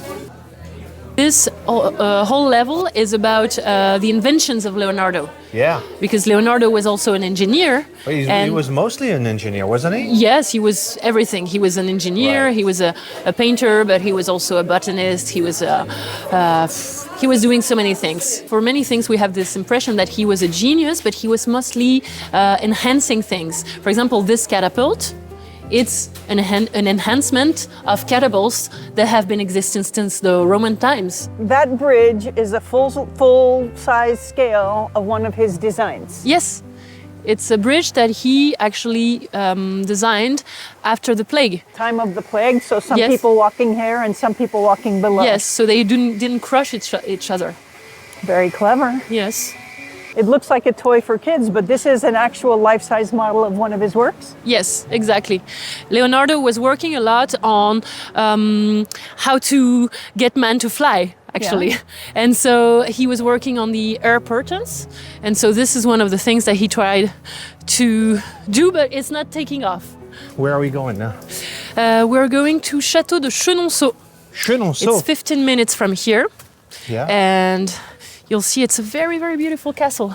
A lot of people ask us if we do tours around France and around Paris. And the truth is neither Colleen or I are professional tour guides, and we don't have the time to do it. That's why we've put together on our website a list of recommended tour guides that can take you to places like Normandy, Loire Valley, Champagne, even Lyon and Bordeaux. Like Val took us today all day in Loire Valley. If it's the type of stuff that you would like for yourself, check it out. I put a link in the description below and see if it's a good fit for you. So this one is the Château de Chenonceau, which is the ladies' castle from what I've heard, and I can't wait to see what it is. I've seen pictures all around the metros in Paris and in books and things, and I'm just really excited to see it and learn about it. Chenonceau has this nickname, the Ladies' Castle, because many ladies had something to do with its construction, its announcement. Some ladies lived here. This castle is mainly famous because it was Diane de Poitiers' castle, the mistress to Henry II, King of France. But I'm gonna try to tell you more about it. So that's when it's a mistress castle. Partly, not only. That is one heck of a moat. Check that out. Wow. Yes, because originally this place was a fortress.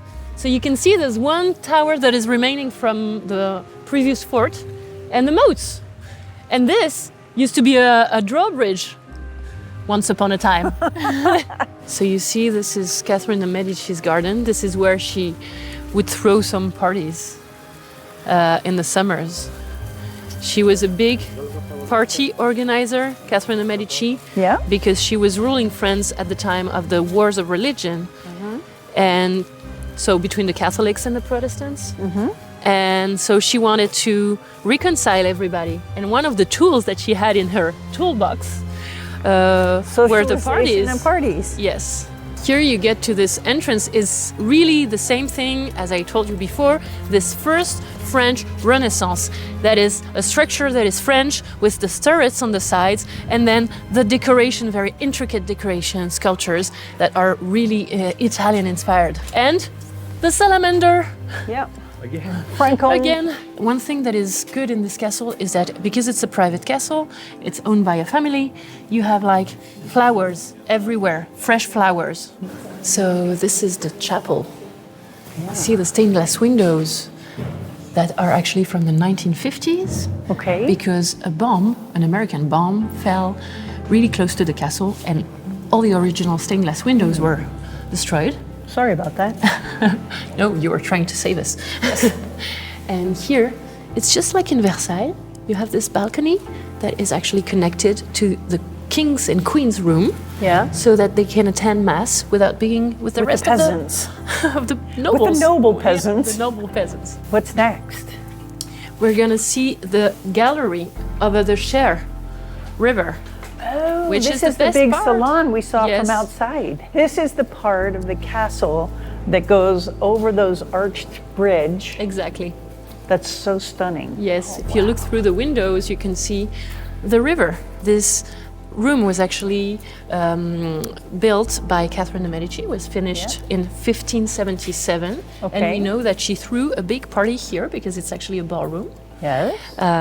Again, these parties that she was throwing to try to make everyone happy and To not unite fight the against Catholics and the Protestants. and not fight against each other. This place was also important during the First World War, Okay. because the family who owns it today purchased the castle actually in 1913. Okay. So by 1914 they were already owning it, and they decided to transform the whole castle into a military hospital. And so this gallery was full of beds on both sides. So it's really the image that you have of a military hospital. In the Second World War, until 1942, France was divided into two parts. Remember this? Nazi-occupied France in the north and Vichy France in the south. Well, the border between those two parts was this river. Oh, okay, wow. so this is a bridge between occupied France and free France. And so the caretaker was somebody who would hide people in the woods and give them the go when the Nazi patrols that were here were going a little bit further, patrolling a little bit further, and would give the go to people that would run through this gallery to free France, try to escape to Spain and then to the US. This has been amazing. I feel like I saw the Loire Valley with a local friend that just lives here. I mean, I know you're a hired guide, but it feels like I'm here with a friend. Thank you. You're welcome. You're welcome. It was my pleasure. Now I'm gonna take you back to the train station so you can take your train back to Paris. Okay. So it was a great pleasure for me, and thank you for joining me. Oh, Awesome. Thank you. I'm going to take a hug. That's awesome. If Paris is the fashion capital of France, then Lyon is the gastronomy capital with amazing food and history. And this is a bucket list destination for me. So in this video, we're gonna go spend 2 days in Lyon with our daughter and her friend from the US. We're gonna eat in some famous bouchon restaurant. We'll visit the old city. We'll also visit the famous Fourrière Cathedral on top of the hill. And Colleen and Elizabeth will learn how to make macarons with the master baker at the Richard Chocolatier and Macaron Kitchen Lab in Lyon. This is going to be epic. Allez, on y va. To get to Lyon from Paris is just 2 hours on a TGV train or about 5 hours by car. We did a little of both and took a train and rented a car to visit more cities in the south of France. Day one in Lyon starts just before lunch. We sent the girls off on their own so we could have a romantic adventure. We are sitting in the square. They have a brocante, or like a flea market. It's a town-wide little yard sale. And we're sitting in a bouchon restaurant just on the side of the square, enjoying some typical Lyonnaise food. And there's like old stuff, like stuff you can't find anywhere, like typical old things. Antoine found maps from the schools when he was a boy, but you have copper things and utensils and household stuff, and just all kinds of things. You can find everything here from like used clothing to heirloom antiques from the old attic or the chateau you bought and are fixing up. There's old vinyl albums and glasses and forks and knives and plates from God knows when, all kinds of stuff. It's pretty cool. Our first meal in Lyon. First meal in Lyon. So for my first course, I ordered this. So this is, this is a poached egg. It's cooked all the way, it's not running. And then there is lard and a nice salad. That was part of the menu, and that looks absolutely delicious and the best way to start a meal. Wow, this is really good. Wow, this is just the first bite. I want to try the bacon. Is it all the flavors you wanted? This is everything, and then some. Let me put it that way to you. When you're in the city of gastronomy in France, even a salad, a simple salad with vinaigrette and lardon and crouton and a poached egg on top of it is magnificent. This is really delicious. Wash it down with a wine that's not too far from here, a Beaujolais. Yeah, that's a great way to start a meal. So this is poached eggs that have been marinated in red wine and cooked in red wine. And it said pork bellies, but that looks an awful lot like a mushroom. That is a mushroom. I have mushrooms, onions, eggs, croutons, this little pickled onion, and pork belly.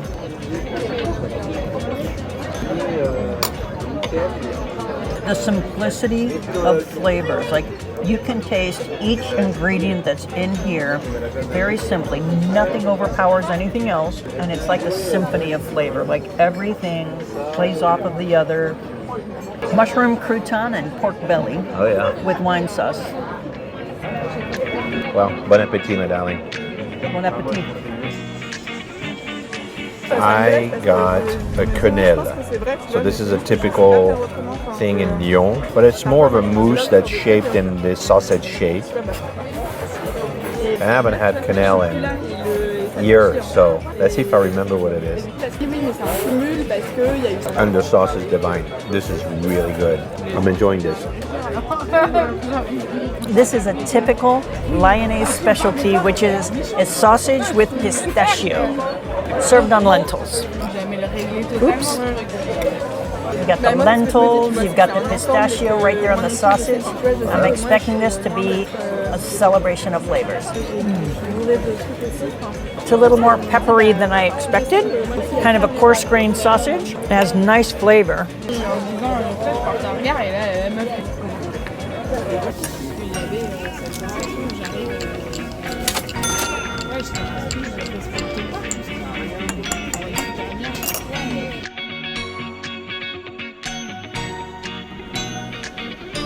Next, we wandered through the shops and streets of the old city.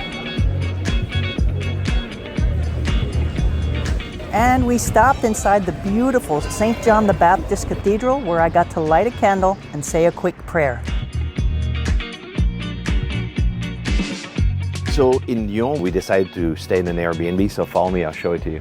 So we got a big living room space here upstairs with a kitchen table and a full kitchenette. One thing about this unit is the stairs are pretty steep, so if you're not good at climbing stairs, especially steep ones, this unit's not for you.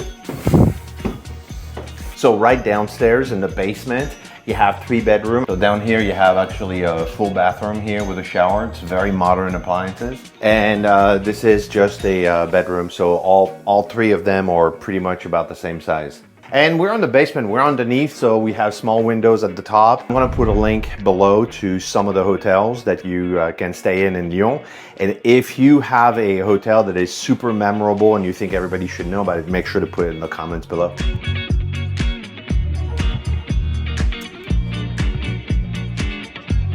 Now, let's take the funicular down to the old city and have dinner in another Bouchon restaurant.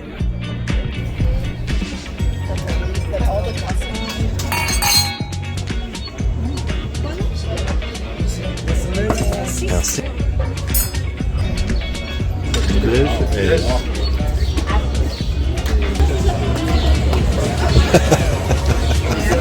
just had a bite of Antoine's ravioli with the foie gras and the foie gras sauce. It's a winner.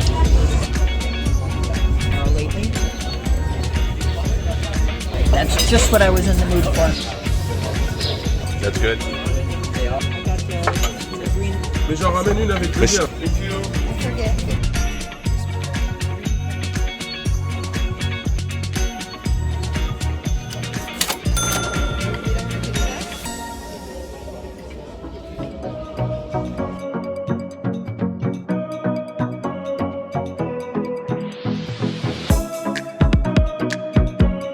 So today we're gonna make macarons at Richard, who, if you saw our video on finding the best macarons in Paris, these were our #1 choice, and this is exciting. They call it a lab. It's not an industrial factory. This is an artisanal, family-owned business. I cannot wait to make macarons with these guys. Allez, on y va. Liz and I got to work with the Richard chefs. We made the batter for the shells. Here the syrup. Yeah. This is texture le bec d'oiseau. We even mixed the delicate batter by hand. We got to squeeze the batter onto baking trays to form the cookies. Flattening them out. Right. It helps to smooth them out and make them less puffy and more of that smooth, flat macaron texture that you're expecting. Voilà. Comme ça? Ouais. Okay. Oh yeah, it's meringue. It's uncooked meringue. Yep. So all that by hand like that. I mean, that is that's artisanal. Oh my, the thing is moving. I lost the red thing. The gloves are big. You lost the thing? I can have it back, but I lost it. No, because the gloves are huge. That's the texture it needs to be.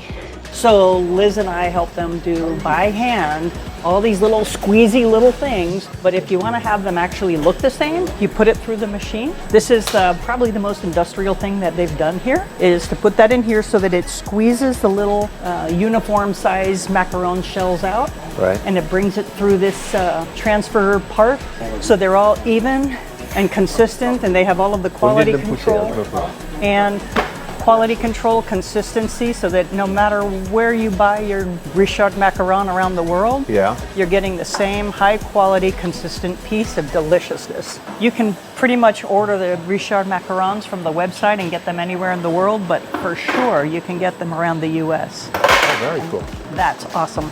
And we got to put the giant trays into the rotating oven. Now we're cooking. I think they're ready. You can smell it. Oh, that's good. Oh yeah. With the hooks. So this is them, all finished and done. This is fresh out of the oven. Half for you, half for Lizzie. Oh. You made that. Here. It's tasty. Okay, it just cool. doesn't taste like a macaron It's like yet. a moist vanilla cookie. Oh, this is good. That would be great with coffee. Just like that. A half a shell. We made the ganache filling. Yeah. Well together. Yeah. Colleen making her first macaron. So how easy it is to make a macaron? I'm not going to try this at home. You take the little doohickey and you put the other little doohickey on top, and then you go I see. shoot. That one's good. Yeah, perfect. Look at you. Et voila. Here. Yeah, when it's fresh like that, it oozes out. This one is Not mine. this one. Whichever. No. So, You can see the delicacy of the texture, like the crispy part right here. You have the satisfaction of the crunch, and you have the lightness of the cookie and the richness of the ganache. But like Liz said, it's one piece, so all of those come together in one. I mean, this is as fresh as it gets. It is an amazing macaron. Oh, there's Special more. for the Frenchies. Yeah, there you go. Licorice. That's amazing. Oh, he said. And this, ladies and gentlemen, is coconut. You know what I'm going to try with this? Another piece of richer chocolate with it. Okay, let's get this straight. This chocolate with this macaron is heaven. Full stop. Oh, wow. Really, really good. Once again, we sent the girls off on their own and we headed across the river to the Croix-Rousse part of town.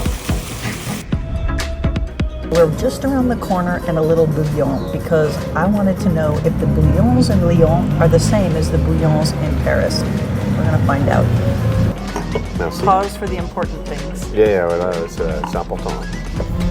So, Vegetable.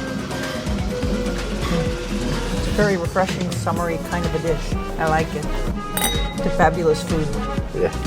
And I got the rillette of duck. This is not pork. That's very interesting. So they give you a little toast like that. Put a little piece of cornichon right there on my fingers. Rillette.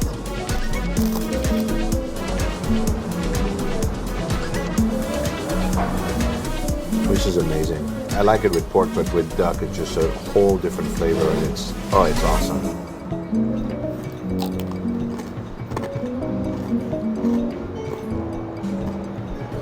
That's all there is to say about this. Is you have to try it. Come to Lyon, have yourself a Macon village, a little bit cool, with some rillette like that. So tonight, Antoine got a chicken, but I got a duck. And we're going to see how this thing is. Look at that. That is a duck confit, Yeah. and it looks like it is cooked until it's going to fall off the bone. That's what I'm betting.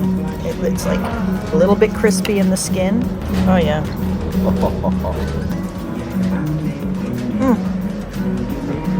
That is so moist and so tender. And when you bite into it, you can still feel the crispiness of the skin melting meat of the duck. Wow. That's good. And the juice, I don't know what's in that juice, but it's good. And I got the quarter chicken or chicken leg. They call it the cuisse here. Oh, it's coming off. Look at that. So it's in I believe an Alfredo sauce. That's what they advertised it as. A little bit of Parmesan on top. Look at this. This is so moist and it has nothing to do with the sauce. It literally melts in your mouth. It's a very affordable meal. This is a brasserie bouillon, so your standard brasserie. A little bit off the center, so that's usually a good sign. Like any kid would actually enjoy that. Chicken with French fries, and on top of that, it tastes marvelous. Wow.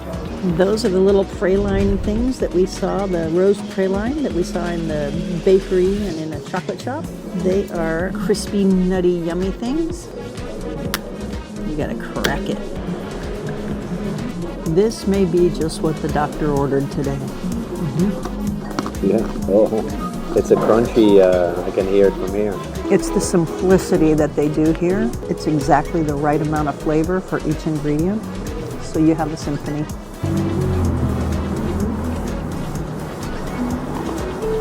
It sticks to your teeth in a good sort of way. Oh wow, that's really interesting. That's very, very good. Very well done. Lyon is the capital of gastronomy in France, and now I know why. It's been another amazing day in Lyon. Now it's time to get some rest. Of all the amazing churches and cathedrals I've seen, Fourvière is easily the most beautiful.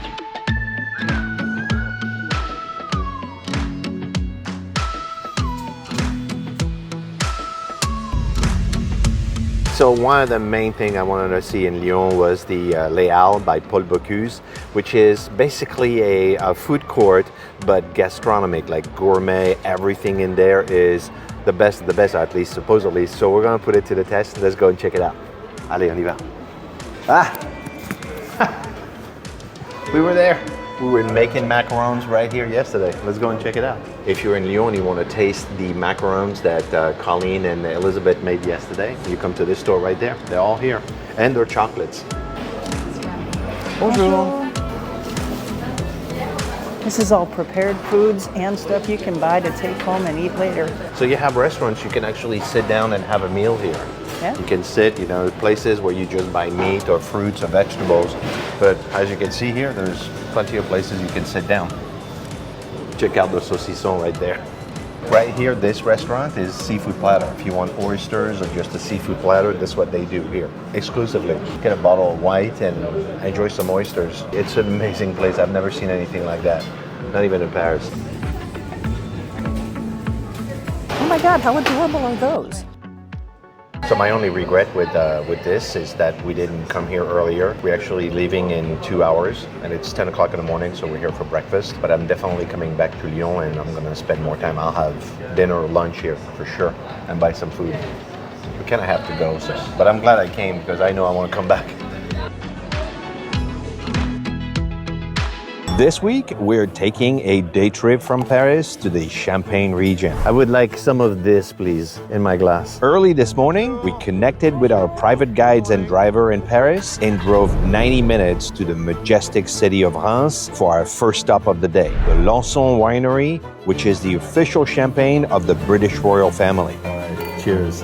Then, with the connections of our guide, we'll go to a small family winery for lunch, and of course, we'll drink more champagne. We'll visit Dom Pérignon's grave to pay our respect, and we'll finish in a champagne winery co-op, where Colleen will attempt to saber a bottle of champagne for the first time.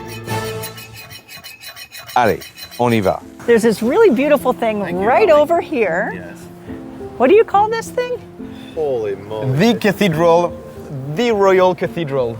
Reims Cathedral, where What do you mean the royal? I mean, this is where a man becomes a king in French history. The French kings, almost all of them, In this cathedral? in this very cathedral. Not happening in Paris. Not in Notre Dame. They had to come all the way to Notre Dame de Reims, not of Paris, to get the crown on their head. Whoa. It's I don't know way, how many statues are there, but that is insane. It's way more decorated than Notre Dame de Paris because it's about 100 years older. One of the most famous medieval statue in France is the smiling angel. Waiting for Mona Lisa. Just amazing. I mean, inside and outside. The height of the nave is way taller than Notre Dame Cathedral of Paris. It's taller than any other one, isn't it? Maybe. It's one of the biggest. That says that this is where the first king of France was baptized. I mean, became a Christian. We are in the year 496. Stained glass in the back. They were designed by Chagall.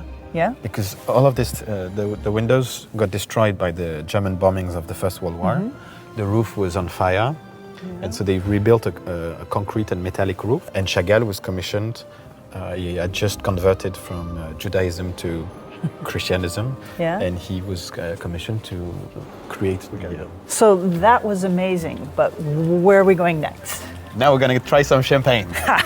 So I was praying for champagne when I was in the church, you know. And on we go to the legendary Lanson Domain, where we got a guided tour and a glass of one of the most famous champagne brands in the world. I want this one. I had not heard of this particular brand before, but it is a huge champagne house, primarily in the UK. And what's really cool about visiting this one is that they have their own clos, or their own enclosure of vineyards, which definitely makes a difference in the controlling of the quality and stuff. And I think she said 180 days after the first fruit is when they do the harvest. But the real treasures are actually buried underground. There are 7 kilometers of these tunnels where they keep bottles of wine. Yeah, I mean, just look. Holy moly. Yeah. How many bottles are in here? 20 million. 20 million bottles. Wow. So we don't make a vintage each year. I mean, this is incredible. But for the black creation, This is incredible. Yeah. 20 million bottles of champagne. When they said it was a big house, they meant it. Yeah. So this is the library where they keep bottles going back to 1904. So these are their little private collection of, you know, the heritage, or the, you know, just because they kept some.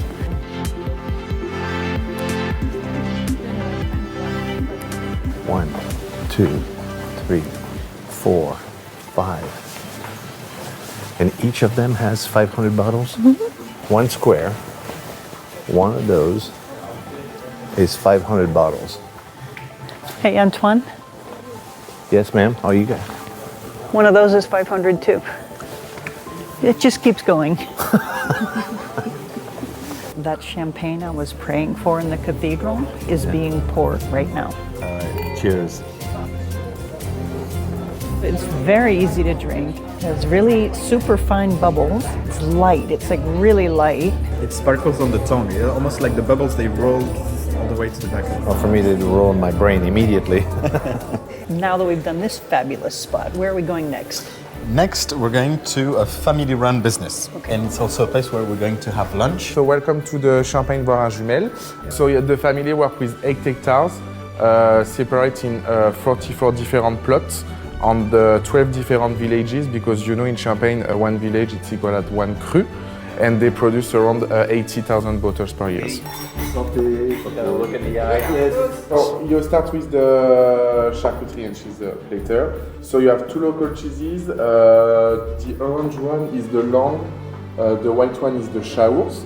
The long is a little bit more stronger, so you can start with the white one. This is a white cheese. I don't know what it's called. I'm terrible at Chaours. Chaours. Chaours. White cheese. I'm gonna get killed for that. No. How do you say Chaours.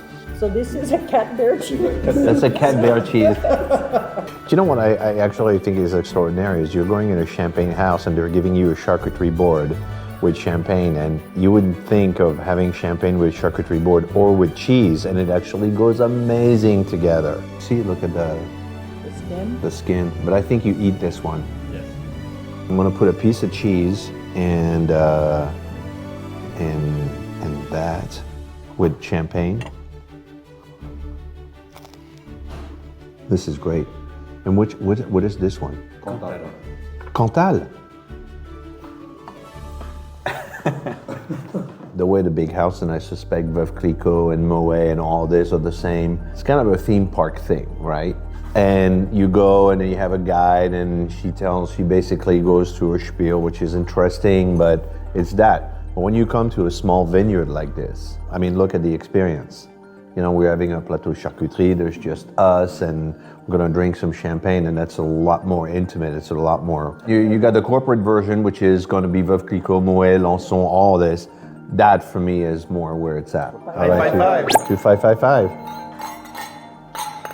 All right, Bertrand, what's next? We've done a big house. Yeah. We've done a family-run business. Yes. And so now we're going to head to a third type of champagne producer. It's a co-op. Okay. It means it's several grape owners who all together work on creating a brand. The corporate world, the family world, and now the team world. But first, let's pay our respects to the man who made all this fabulous champagne possible. What is this place and why did we come here? We come to Hauvillers. Auvillers, it's a very small village. Okay. Where this monk called Dom Pérignon Aha! perfected the champagne method. Okay. And because alcohol was made by monks, like regular Most of people the didn't time. do it, the monks did it.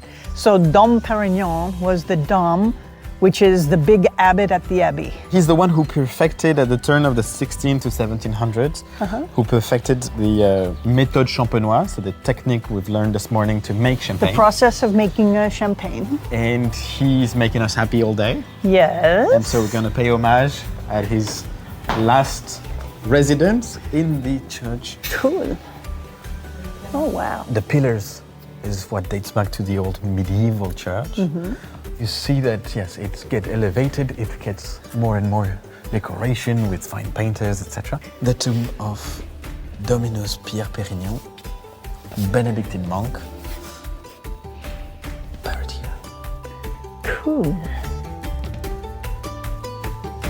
If you're looking for great tours or day trips around Paris or the French countryside, we've put a list of our top favorites on our website. So whether you want to do it yourself or book a guide so you don't miss out on secret stuff, there's something there for everyone. And we put a link in the description below. Check it out and see if it's for you. On we go to the co-op Passy-Grigny, where we not only get to visit the winery, The second one here, this is for Veuve Clicquot. we get to learn a little bit more about how to open a bottle of champagne properly. So you carry the bottle like this. You warm With up. my thumb in the bottom? Yes. You warm up the bottle with the thumb. Okay. Here. And when you're ready, you will tap to the point here. Okay. Okay? A bit more like this. Okay. Yes. So you can tap. And then you warm up the line. Faster, faster. Don't be shy. And when you're ready, Afraid it. woo!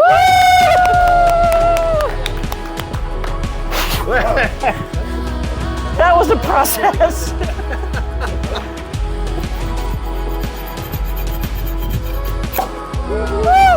Horrible. Well, to Colleen's first time ever savoring a champagne. I need a saber for Christmas. You need a saber for Christmas? I don't have one yet. This week, we're spending a couple of days in the home of the best Pinot Noir in the world, Now we're gonna taste the Pinot Noir. the Burgundy region. This morning, we took a 90-minute train ride from Paris to Dijon, where our private local guide picked us up for a cultural and culinary adventure. You can lock me up here, I'll be fine. Not only will we discover this beautiful region, but we'll also taste some of the best Pinot Noir and Chardonnay that France has to offer. I think there's a lack of glasses on the table. With these local connections, we got access to some of the best private vineyards to try some Meursault, some delicious Pommard right out of the barrel, and of course, the extraordinary Nuit Saint-Georges. And we'll also try some of the local dishes, all while learning to sing like a local. We'll spend the night in a beautiful boutique hotel in Beaune, right around the corner from the famous Hospice de Beaune. Allez, on y va. Ooh, I think we're being expected here. Welcome. Oh yes, this is what it's about. You can lock me up here, I'll be fine. Here is 23 vintage with all these barrels, and this one is empty. Is this a spit bucket? Yep. Can we get rid of it? Because I'm not gonna spit it, okay? Just... So that is Pommard Premier Cru Les Poutures. Everybody test. Oh yeah. Put a barrel in the car. We'll take it right now. Thank you. This was great. Pommard Premier Cru, Les Poutures. Ooh, wait a minute. What are you doing? It's my medical necessary. It's an injection of wine. I'm not spitting that out either. This is already good. Yeah, when I was like at 3-month-old, I thought I was gonna, you know, it would be like, well, it's more like grape juice than wine, but this is already amazing. You would serve that to a lot of people. They would say, wow, this is good. In this area, what I found is it doesn't matter which one you find. You can find good and better. Yeah. But you don't find good and bad here. That's my experience. Cheers to that. Yes. And cheers to you. Amazing wine. Thank you. Merci. Au revoir. Back to the hotel to rest? Yeah, I think so. I think Antoine needs a nap.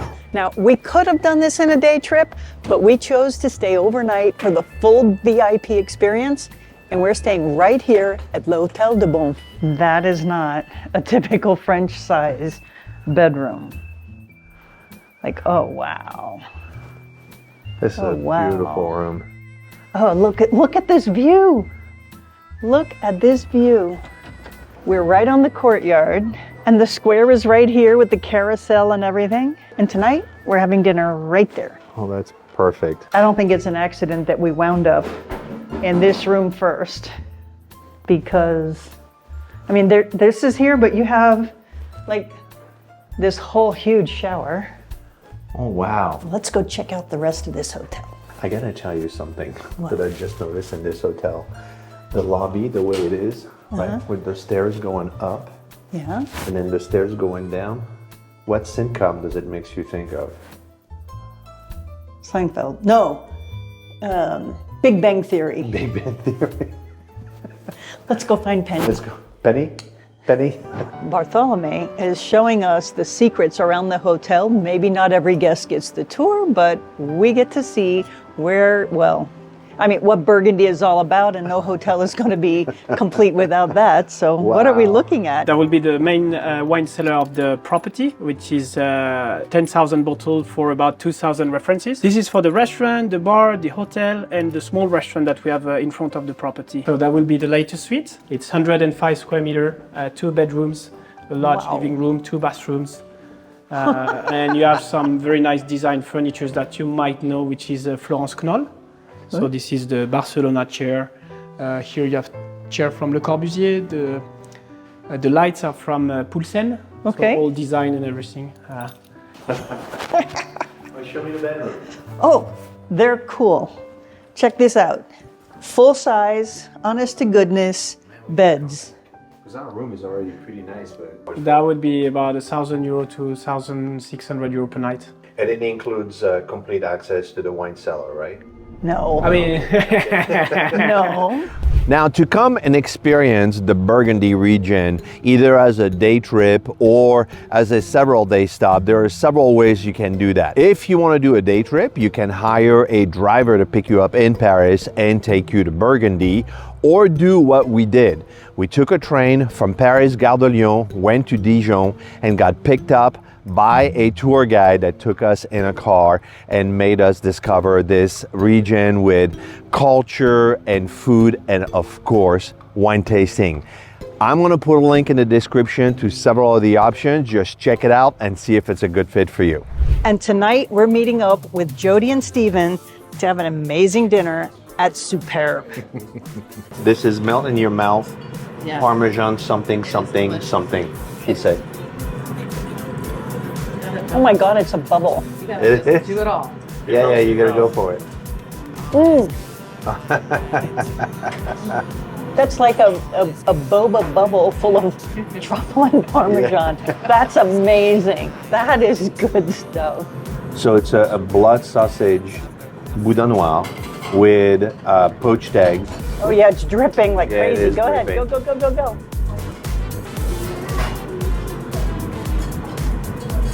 Oh yeah. There's a reason why it's a chef special. Yeah, this is so fine. I have a parfait of foie gras. Oh yeah, It looks this like is you have going a to be little Eiffel good. Tower. Yeah. So that's a really moussey, fluffy kind of a foie gras, Yeah. and a very oniony breadstick, and it's absolutely delicious. Did you get that? All right, look at that. Look at this, Oh yeah. right? Now I'm gonna put a little bit of what looks like guacamole, but it's not guacamole. It's pea puree.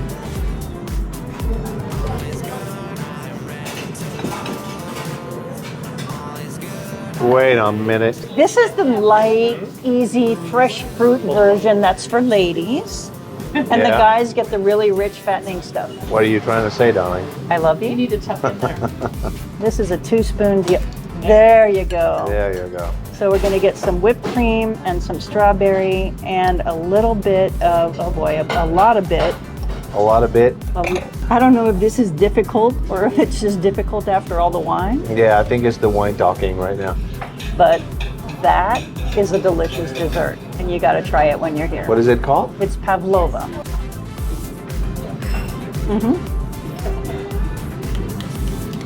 The boys are having an Emily Poulain moment. Amélie Poulain, yeah. You got to break the top.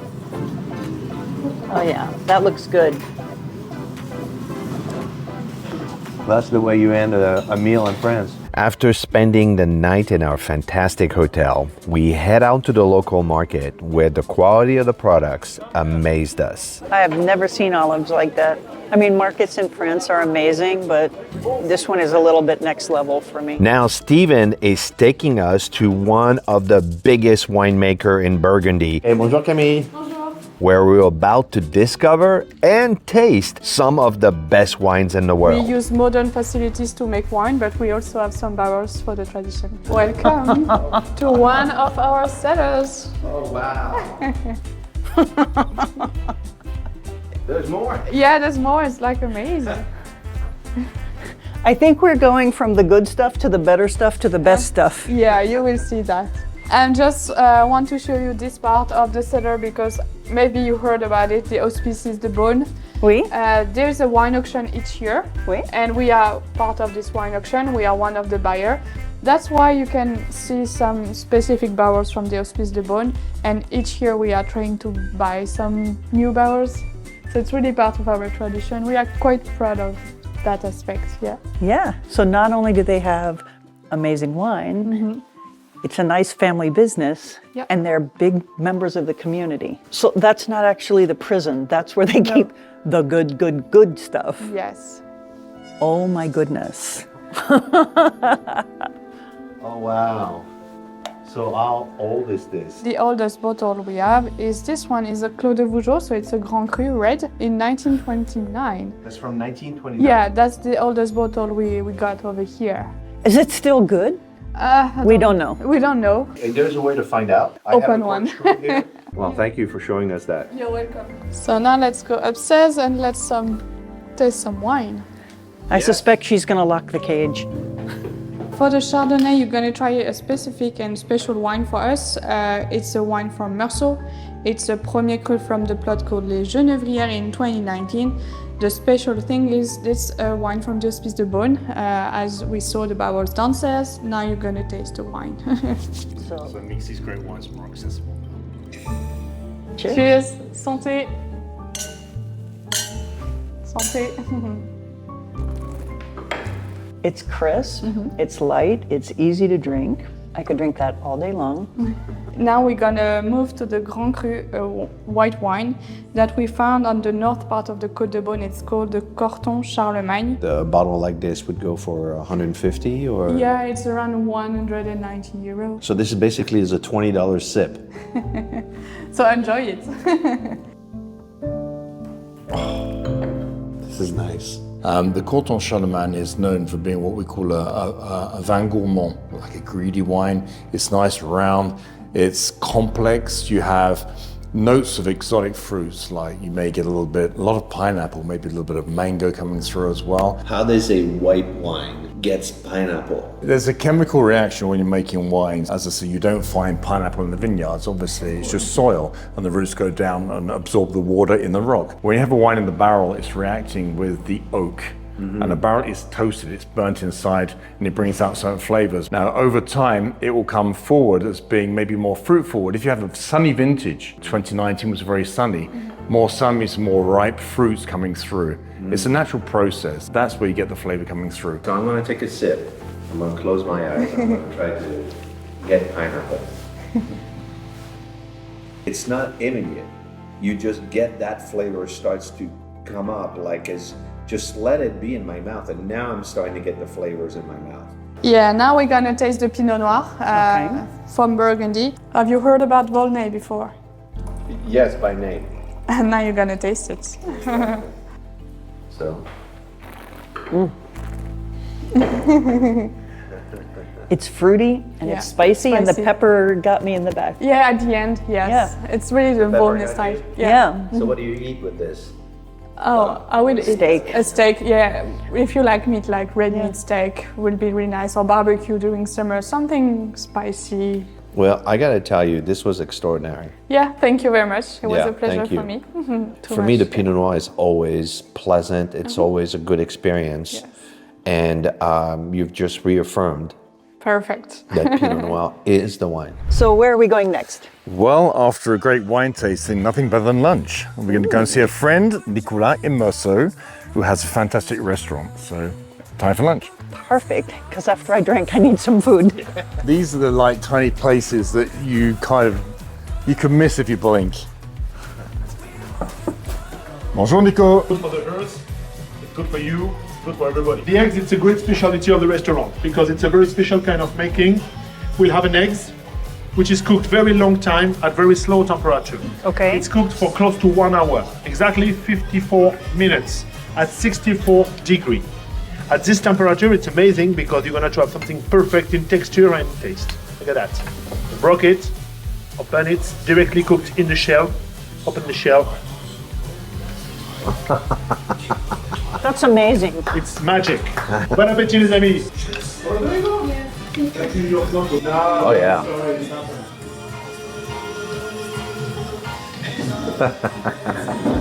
This region is known for their eggs, and it's worth coming back here just for that egg.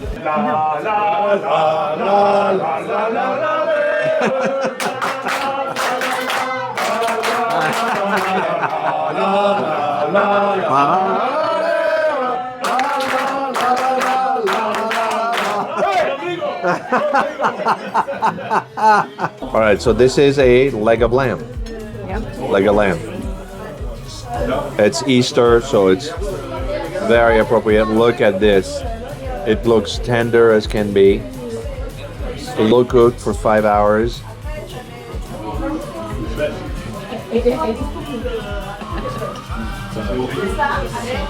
Oh, wow.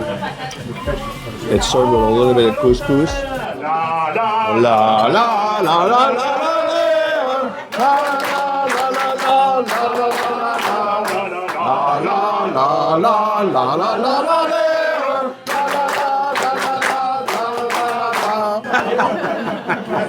Well, this was an amazing lunch. Oh my God, I am so satisfied. I am satisfied too. And now we're going to Hospice de Beaune. Yes. Yep. Hospice de Beaune is contemporary. When was it built? 1443. 1443. Yeah, a few years ago. And French history called contemporary history. That's right. I mean, if you Just go in... before Renaissance. Yeah, exactly. It's just, yeah.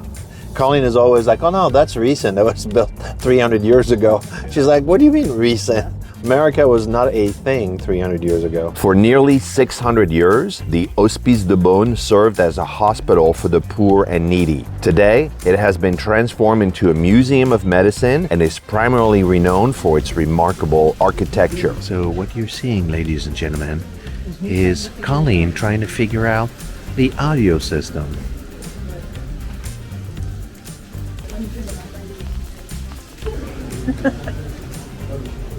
Can you imagine getting sick and coming here for your treatments? They had patients in here until 1984. For our final wine tasting session, we are concluding with a flourish of the fabulous village of Nuits-Saint-Georges, continuing to educate our palates with some of the finest wine experts in the world. All the ones that we are going to taste are going to be Premier Cru, 6 Premier Cru coming from the south part of Nuits-Saint-Georges. I think there's a lack of glasses on the table. I think so too. So we're doing 1, 2, 3, 4, 5. You go up and down. 7.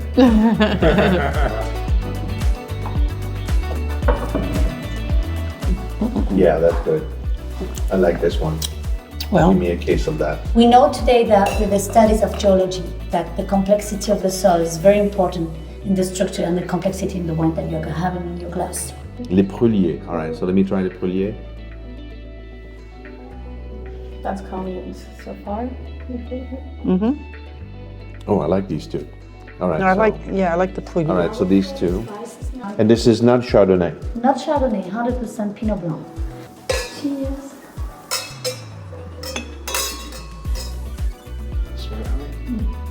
Oh, I'm in love with that wine. that wine is, I love oh Chardonnay. man. It's the end of the day now.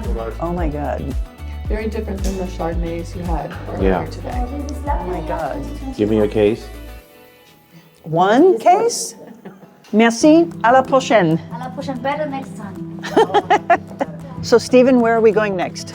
Well, this is really the last stop, but it's probably the most iconic. We're going to the Romandy Conti vineyard, which is the most famous, most expensive Pinot Noir in the world. We're talking about a bottle. If you were to say, like, take a vintage that's between 10 and 20 years of age, it's between $15,000 and $25,000 for one bottle. When it's actually sold at the winery, it's probably comes out about $800, $900 a bottle. Then after 2 years, it'll be doubled in price. 4 or 5 years, it'll be tripled, quadrupled in price. It's the market value. Now let me ask you something. What part of this is marketing? What part of this is actually really worth it? Wine experts, wine critics say there is something magical about these Grand Cru, these 6 Grand Cru vineyards around here. Romandy Conti and Richebourg, Romy Saint-Vivant, La Romanée, they're all absolutely fantastic. They are different. Are they worth that? It's a question mark. So here's the $1 million question. Where can we taste this wine? The Romandy Conti? Yeah. Open your purse. I have a few places you can try it. If you have the budget. If you have a budget. a If you want a glass for $1,000, then yeah. Growing up in France in the 70s, we didn't play cowboys and Indians. We dreamed of defending the castle. So when my brother invited Colin and I to see a real-life medieval village with battle reenactment sword fighting, the answer was yes. What we weren't prepared for was the massive American bald eagle.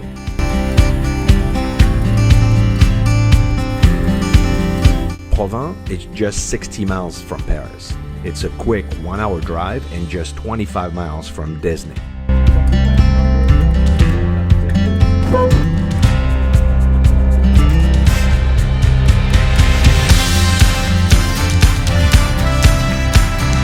And of course, you don't start a day like that without a good French breakfast.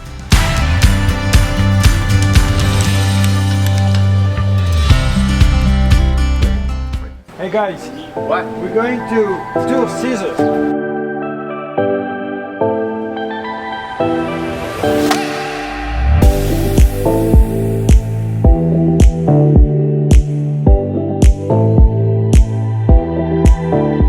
So this is built in the 12th centuries on the highest point of the Provence city. Okay. They don't use that for defense that much in 14th and 15th centuries, but they use more for prisoners. And the prisoner was locked, especially in these little towers. In the 4 towers. In the very, very small area, so that was really terrible for the prisoners. And most of the time they was in the total darkness. So, if I don't agree with the religion of the state, I can end up here. Oh yes. Oh yes. Oh yes. Okay. Oh yes. And when you arrive here, say, oh, bad news. Maybe this is why we don't talk about money and religion. Maybe yes.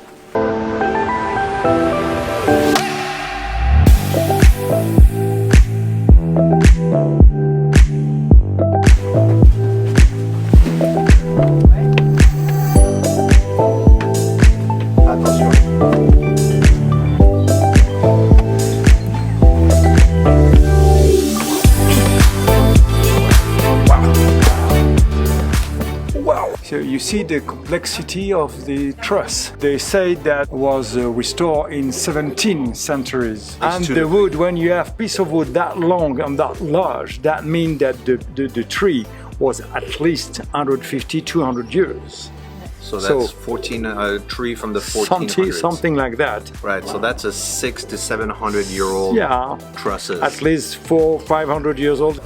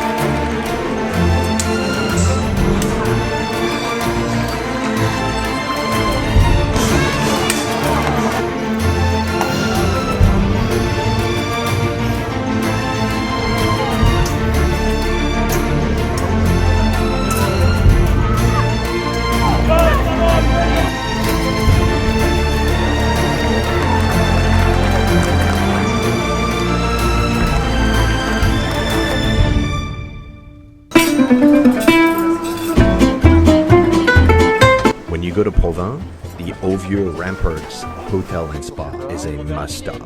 The owners, Cécile and Xavier Roy, give us a tour of their medieval tunnels turned into an amazing lounge. Every house in this ancient town has tunnels, hundreds of them, all interconnected, probably to escape barbarians back then. Today, it's there to escape the heat after a long day with a nice cold one.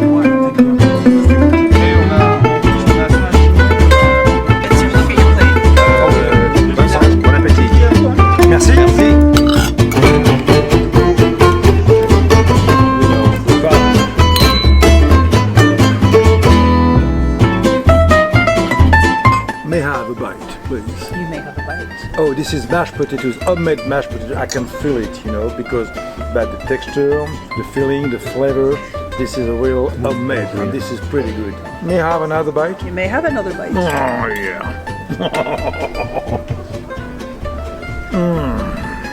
That's good stuff. Very good stuff. If you don't know why you like France, you come here and you know why. Je vais me donner aussi un bout de pain.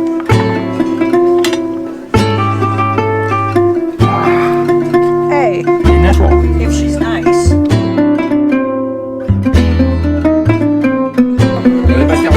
Provins is known for roses, and they use them everywhere. Even in their cooking, like rose-flavored macarons, ice cream, and sauces. I think that's the lightest macaroon I ever ate. It tastes like your mouth is smelling roses. It's so light and crunchy and fluffy. Oh.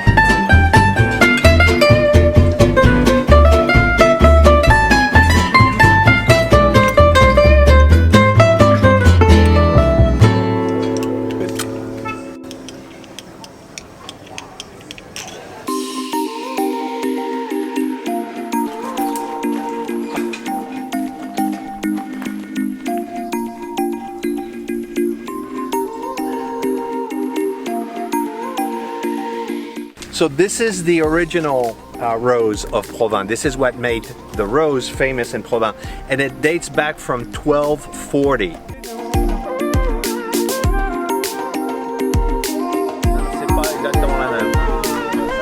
It's like lemon and roses. Yeah, it's like lemon a citrus and rose. Yeah, it's like, I don't know what it is, but I've never seen it. Oh, this is so nice. We just ate a dessert with this.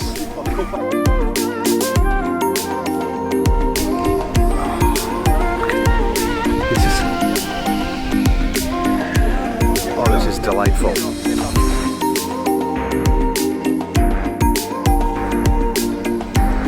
Oh, it's very subtle. This one doesn't smell. It's like it, yeah, it doesn't have much of a scent. It's very subtle, but this is still nice. No wonder the bees love those. Yeah.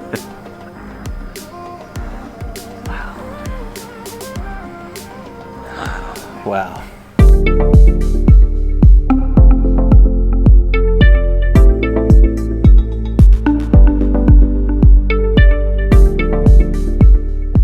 So how old is the this convent? Well, in the middle of the 11th century, so 900 years ago. Yeah. Okay, it was very small. Like in Europe, basically, you have all the time, every decades, somebody decide to make it bigger and growing. So this part of the building was built in the almost the medieval of 18th centuries.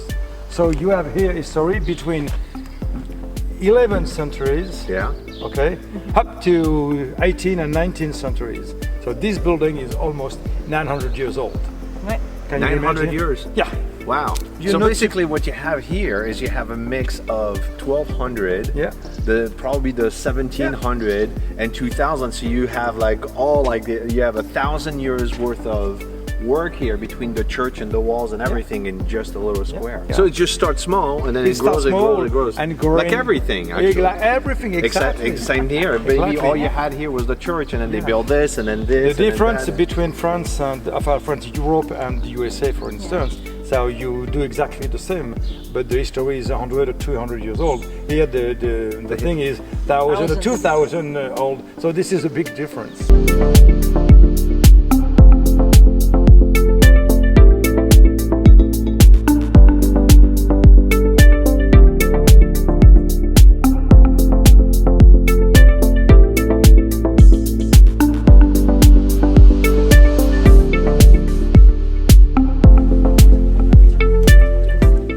After the pre-parade, Thibaut, the Count Thibaut first of Champagne, built also a larger church to accept and welcome all the Benedictines. Cool. Let's go. Let's see it. Let's go.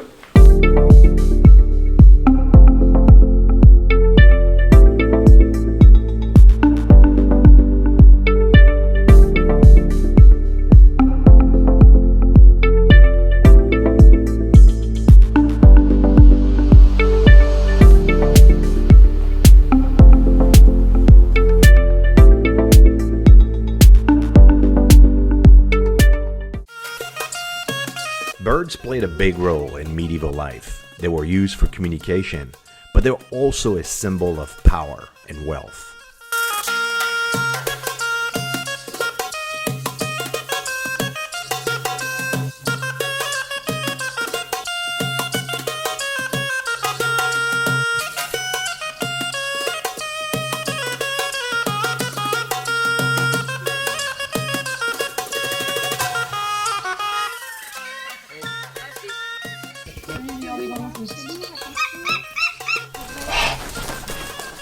Et on ferme.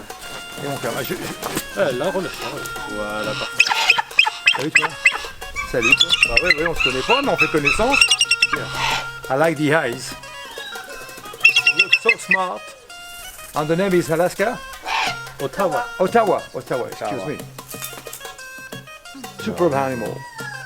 It looks smart and the eyes is so, so nervous and look at that.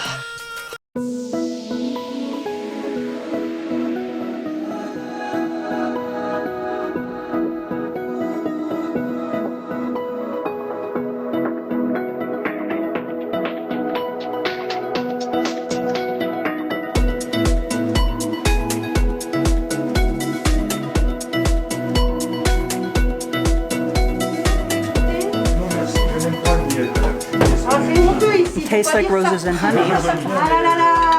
And it's smooth as can be. I need some of this.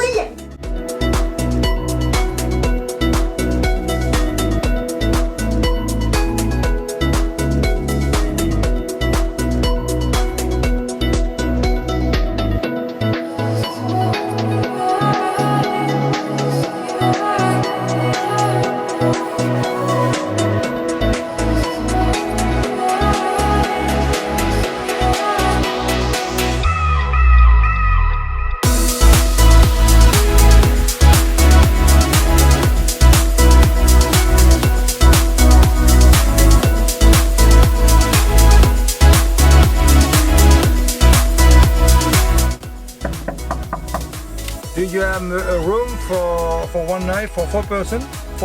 Hello?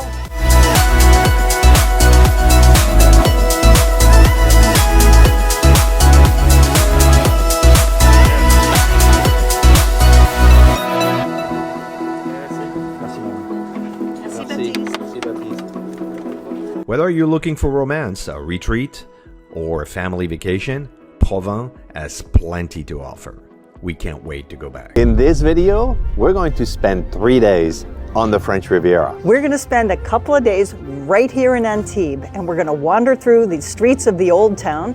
We're going to try some local food, and we're going to do an absinthe tasting in an old bar in a cave. I can't wait. And on the third day, we're going to rent a car and drive to Saint-Paul-de-Vence, which is a gorgeous medieval artist village. Allez, on y va. We're taking the TGV It's going to take us about 5.5 hours to go from Paris to Antibes. And I bought us first class tickets, which cost about 150 euros each. Actually, I bought the first class because the second class was just 125. So. And because you're supposed to take first class on your way to the Riviera. Yeah.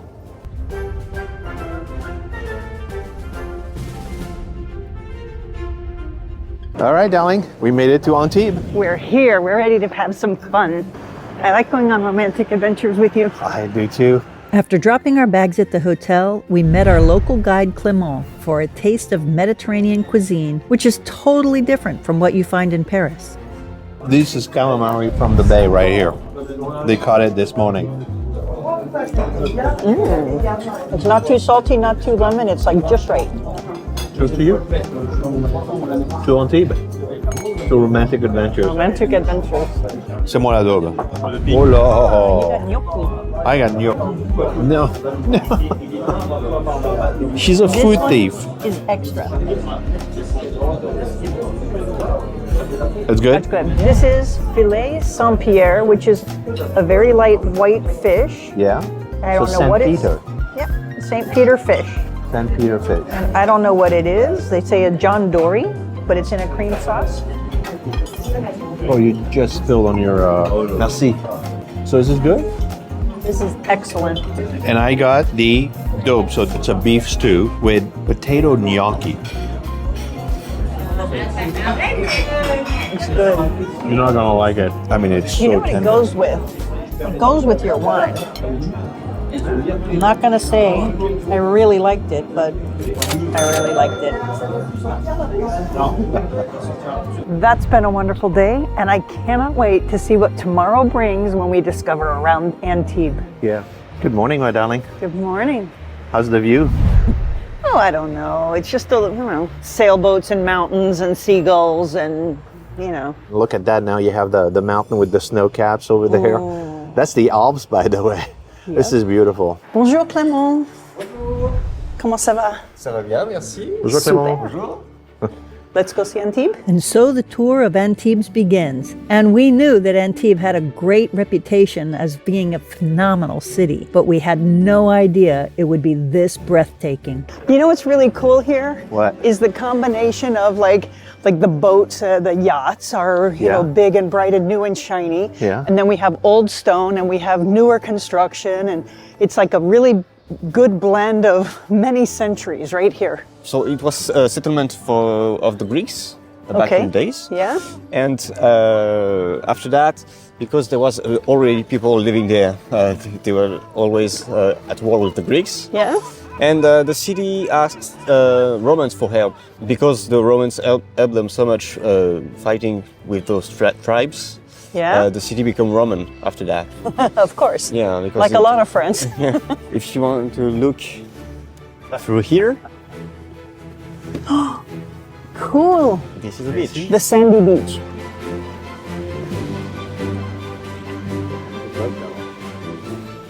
This place is so cool. Look. Look. It's called the Nomad. Look at that. I've been wanting to see this for a while. And the view. Oh, I love this.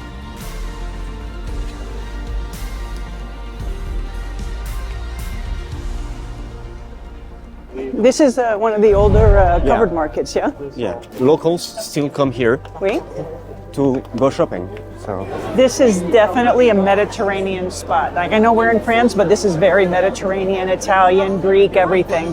They have all the dried flowers and fruits and spices. Ooh, the fresh octopus and like a little, is that a ray? Look at his face. Look at his little face. Yeah, he looks sad.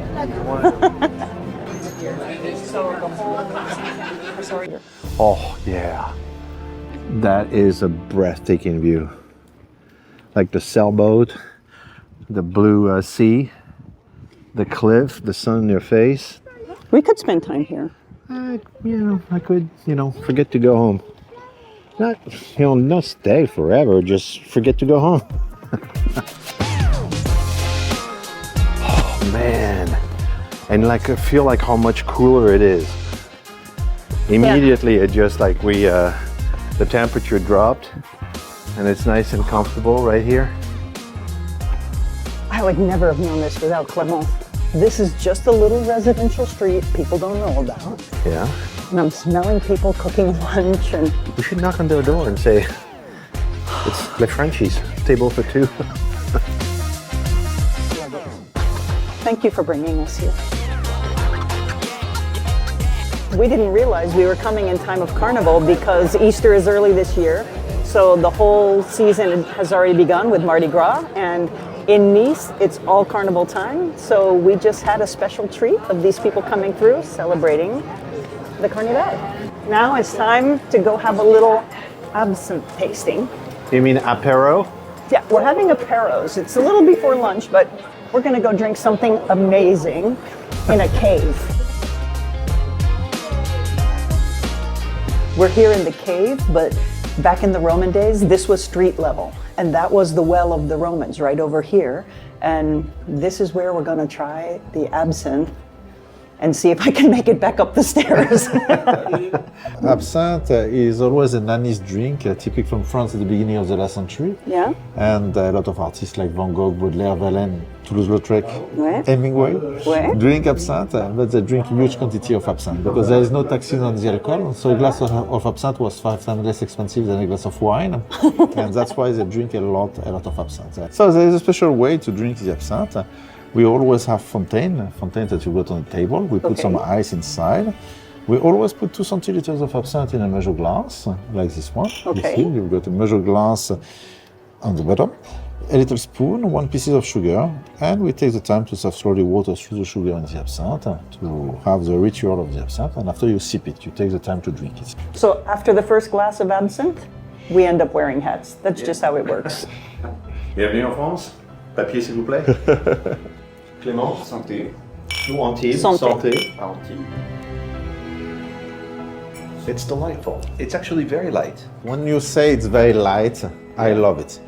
Here, you've got the same straight. Oh, okay. Oh, So it's going to be a long just afternoon. Sip it a little. Just sip it. Take it your time to see what 76% of alcohol can be.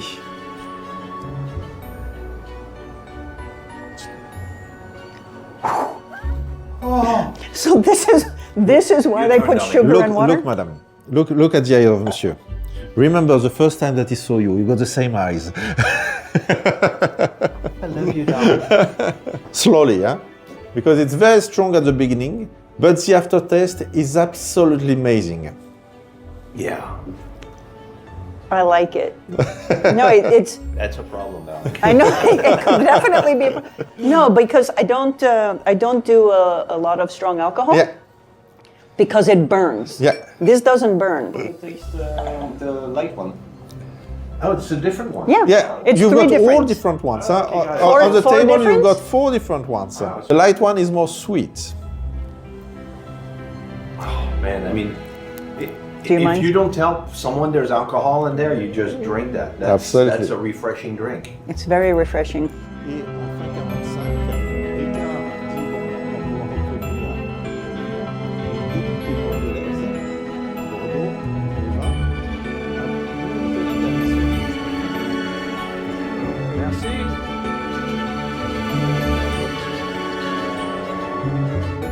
Two being pompette before lunch.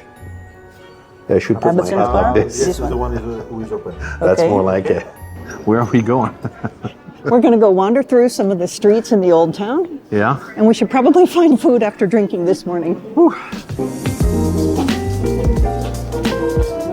Oh, I know where we're going now. We're going to that restaurant.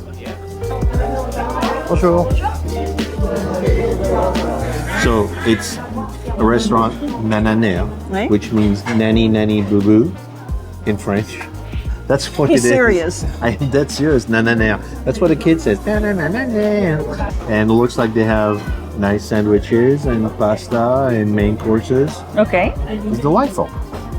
That's off mayonnaise, which is kind of like just, you could say a deviled egg, and we've seen those in previous videos, but this one has herring caviar on it. Look, look, look, look, look, look. You can see like how yummy that's going to be. Thought she was going to feed me. The texture of the white and the texture of the yellow, the yolk is just a little bit gooey. That's a good egg mayonnaise. Oh yeah. Oh, and the mayonnaise in France is... Fresh homemade mayonnaise. Yeah. That's very good.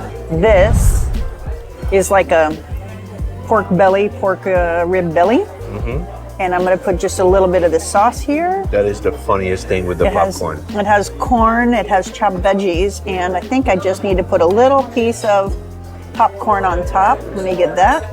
Just because clearly the popcorn is supposed to be there.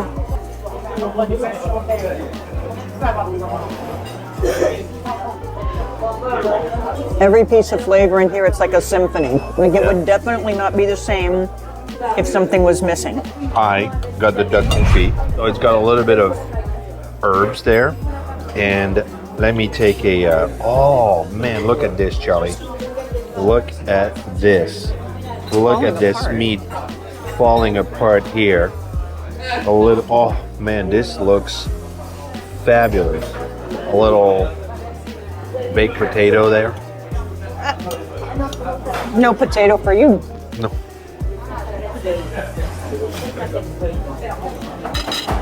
Okay, wait a minute. I have no idea what this is, but it looks really good. It was the something, something, something.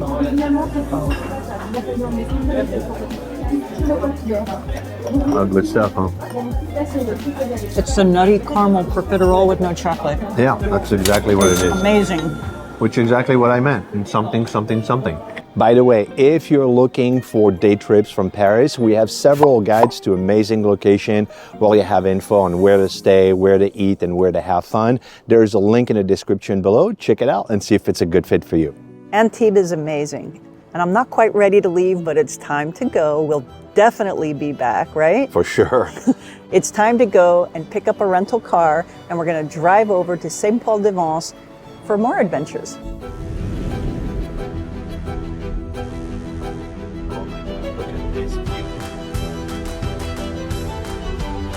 Hey. We left the beach, and now we're in the mountains with drop-dead gorgeous views. Check that out. Yeah. Wow. This game here, it's called pétanque. We've seen it several times, but this is actually from here, from the south. You know, for us, the Southerners, Marseillais, they drink pastis and they play pétanque. And they take it really serious. And they take it very seriously. It's very cool, and I've never seen this special little string that they have with the magnet on the bottom, so they don't have to bend. That's brilliant. Yeah. They made a little sculpture of those pétanque. Yeah, so that's the cochonnet. And those are the ball, and this is how you can tell your ball, the difference between yours.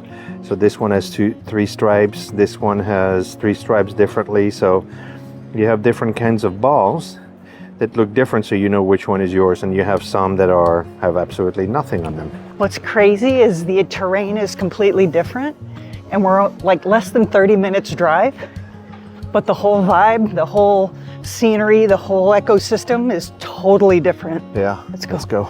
Check out the cannon. This is a real fort. Yeah. Oh, darling. Yeah. Oh, darling.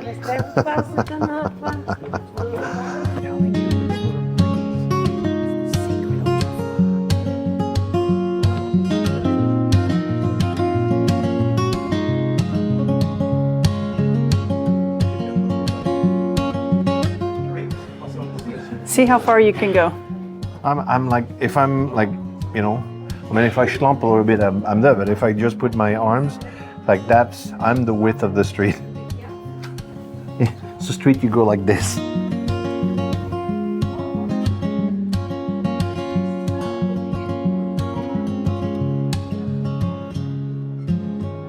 This is a washing machine.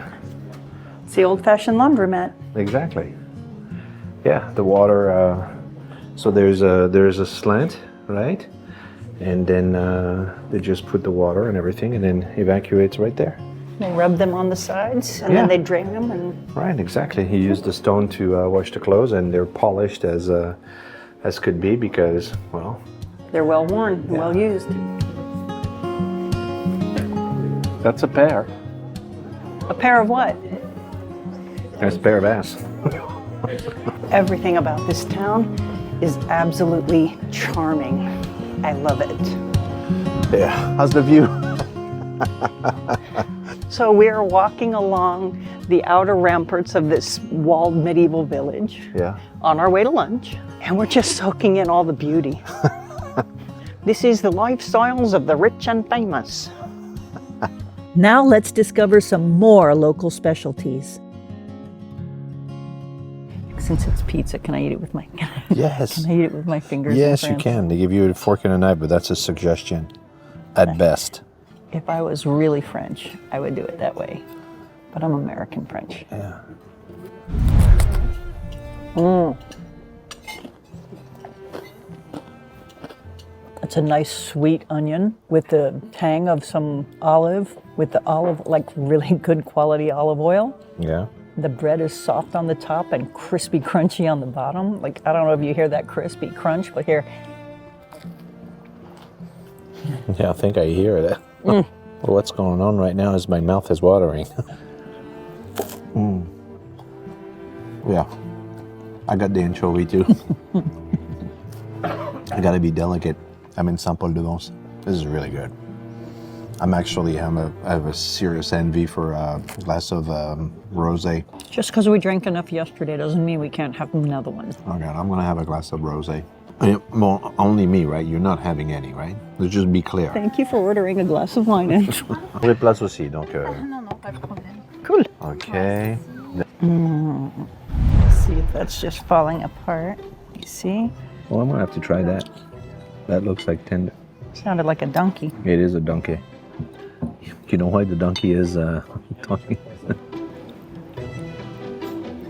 That good stuff? Mm-hmm. It's amazing. It's absolutely amazing. It's great. And I got the steak. It's a beautiful steak.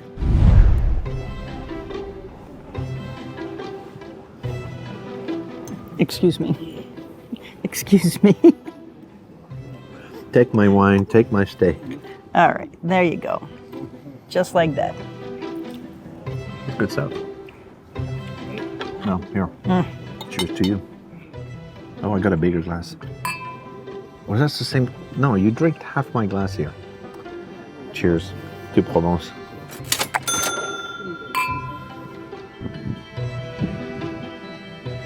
So how was it, my darling? That was just plain yummy. Well, let's go into town and get out of the sun because I'm a little fried, and so are you. It's amazing how brilliant and how warm it is. You know, how brilliant the sun is and how warm it is here in February. I can only imagine the summer months. Just over this wall, you can see the cemetery for the town, and that is where Marc Chagall is buried. Right there? Oh, yeah. Right there. That's where Chagall is buried. Well, let's go and pay our respect to Chagall. Let's do it. And he's right here. Marc Chagall. You see? Yeah. I always thought of him alive so much longer ago, but I was still in university when he passed. And like people apparently leave little rocks with little signature and little messages. Thoughts. Rest in peace. Love, Chagall. It's pretty cool. Yeah, that's an amazing resting place. There is so much more to France than just Paris, like thousands, literally thousands of cities. And if you saw our bucket list video, you know I want to check some things off. So today we're going down to Nîmes, Arles, Avignon, and the Camargues, and I can't wait. Allez, on y va.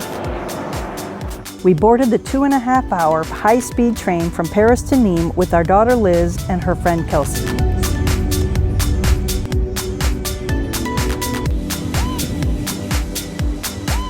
When we got to Nîmes, we picked up our rental car for the 15-minute ride to Chateau Campuget.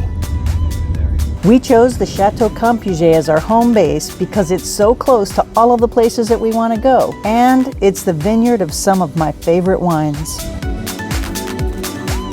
We stayed in a spacious 2-bedroom unit with a large bathroom, an open kitchen, and a lovely sitting area. Oh, you can see the vineyards. Yeah. With so much nature and beauty here, I just want to come back for like a writer's retreat or an artist workshop. So we just arrived in Nîmes. We dropped our bags at the vineyard and we're here at its adorable little bistro that they recommended. It looks like a delicious menu. I can't wait to try all the yummy stuff here. And we're already drinking some of the Camargues wine right here.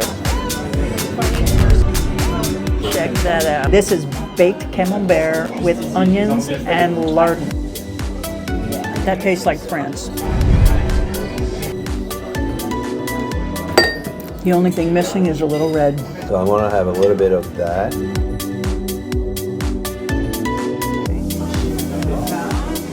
It was worth the trip just for that one, so far.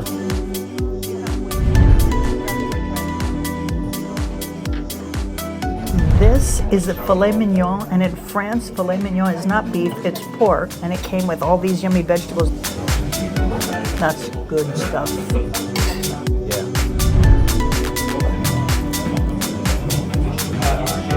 The meat is excellent.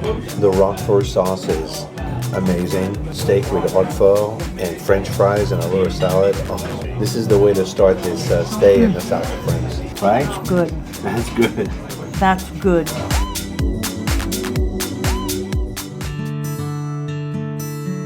Breakfast was served every morning in the atrium of the main chateau where the winemaking family has lived for many generations. That is lavender honey. Pain au chocolat with lavender honey. Oh my goodness.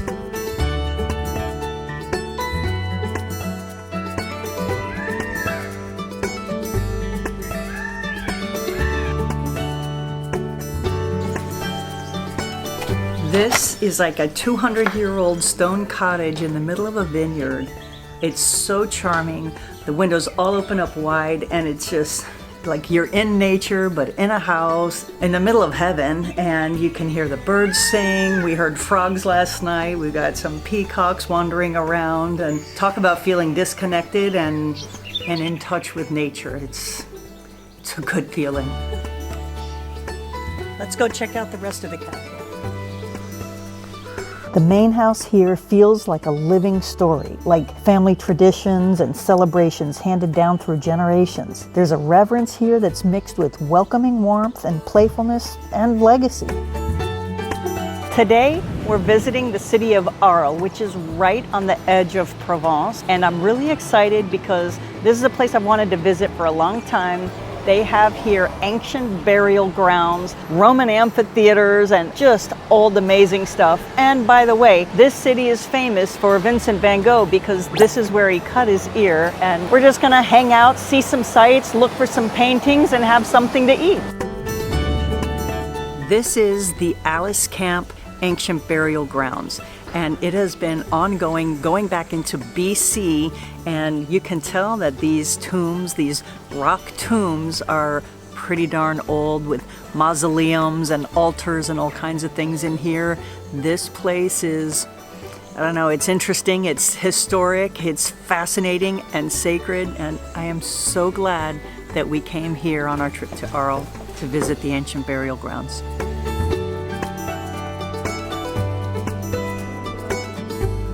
This is where Vincent van Gogh immortalized the Alice Camp burial grounds in his painting.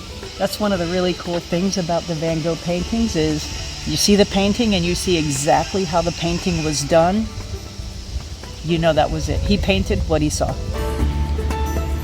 And now it's time to grab some lunch and see the old town.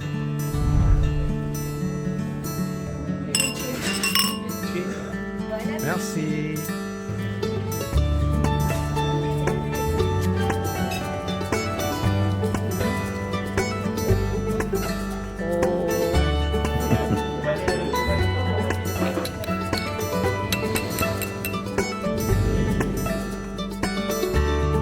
It's unbelievable that this goes back into, like BC and like thousands of years ago, and they when the gladiators were battling here, and they still have bullfights, but it's not bullfights where you kill the animals. They respect the animals here, but it's kind of like a bullfight.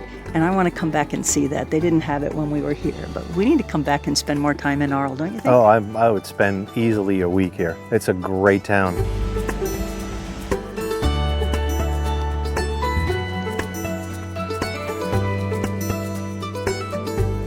This is the town where Van Gogh cut off his ear and made tons of paintings right here in Arles. So let's go see some of his work. Okay, let's go. Allez, on y va? Allez, on y va. Let's go. Allez.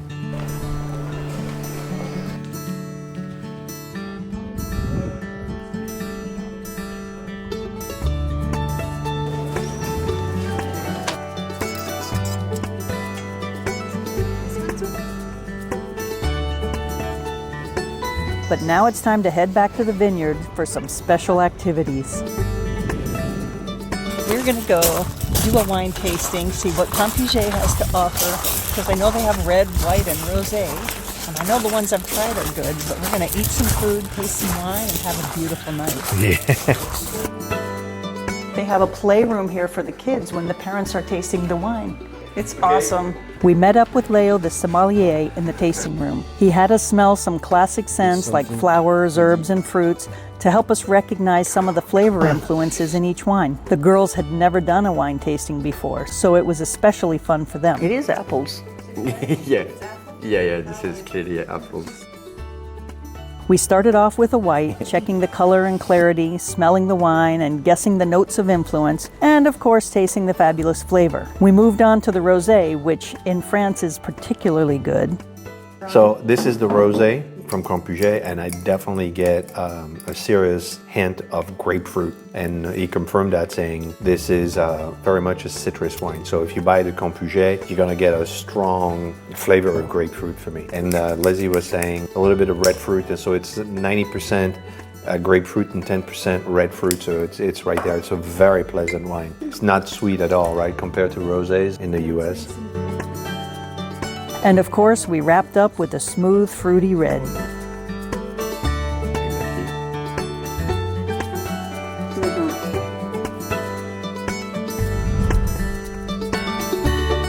I will neither confirm or deny that we were a little bit tipsy as we headed over to the Camargues Bistro for dinner.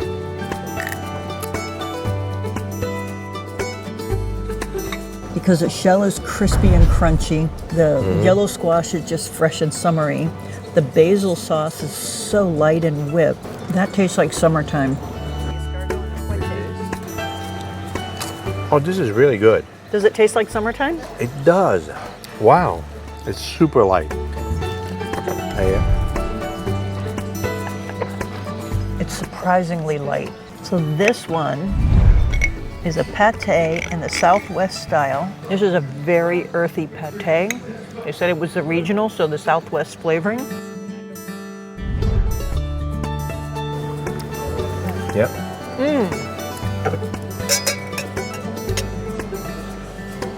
We've been a little bit Wi-Fi challenged here, and we're in a vineyard, so there's lots of wine and no Wi-Fi. So the girls have told us that this is like a hurricane party back home because we can drink and not do much else. Yeah, more wine for the ladies.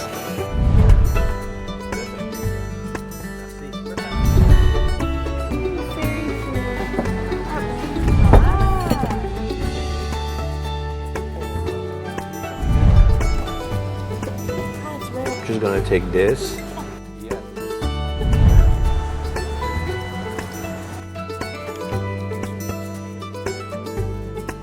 That is a yummy sauce on those potatoes, Franklin. She starts to make some wine. Yeah, it's surprisingly light.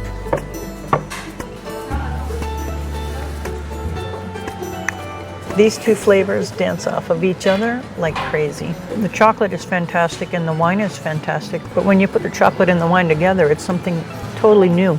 Yeah. Delicious. No question.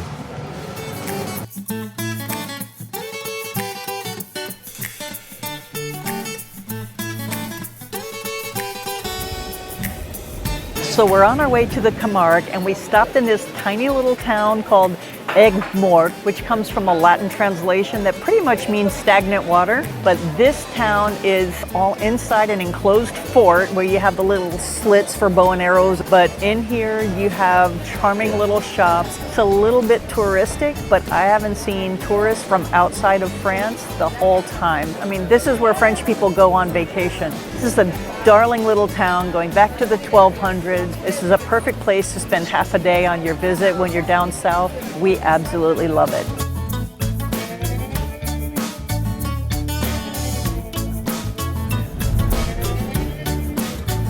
All right.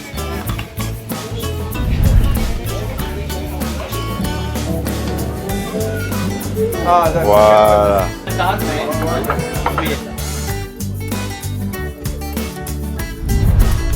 This is bull meat. Oh, look at this.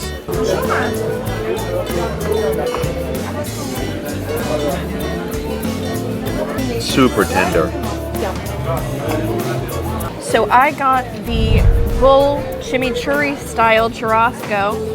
Comes with these potatoes and this sort of cream sauce, and it is super, super tender, absolutely delicious. And the chimichurri is rather mild. It's got a little onion, tomato, the usual cilantro, and aromatics in there, but it's really, really great. Not quite melt in your mouth, but getting close enough. That is mighty tender. I don't know if I've ever had a steak that tender. Check this out. Moule frite or mussels is one of my all-time favorites here. But check those babies out. I'm glad I got that. Yeah. Seeing the wild horses of Camargue was on my bucket list. They're white, magnificent, and they live in harmony with the locals. I didn't expect to see so many of them behind fences, but it was still a joy to see them.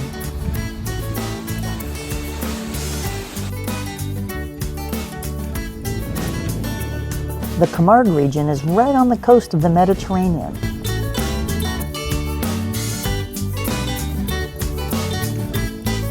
And I just wanted to go put my toes in the sand.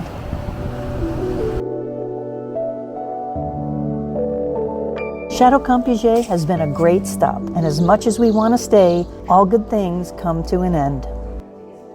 After another lovely breakfast, it's time to hit the road and head up to Pont du Gard. We're here at Pont du Gard, and people told us we need to come here just because it's cool, but this is way cooler than we expected it to be. This is a Roman aqueduct that has been here for over 2,000 years, like 2,050 years. So literally it was here being built before Christ was born. And not only do they have this phenomenal intact aqueduct, they have hiking trails and kayaking and beach space and everything.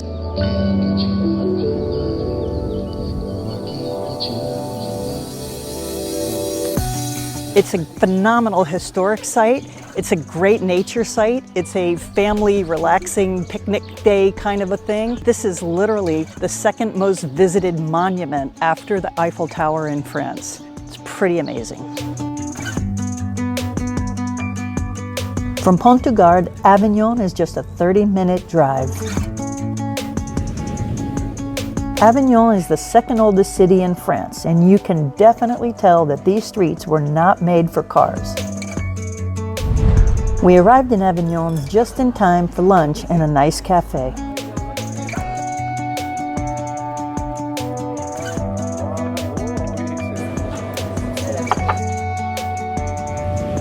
So this is the Palace of the Pope in Avignon, because the Pope actually lived here for hundreds of years. We think of the Vatican in Rome, but the Pope was right here in this little house on that plaza right in Avignon. Let's go check it out.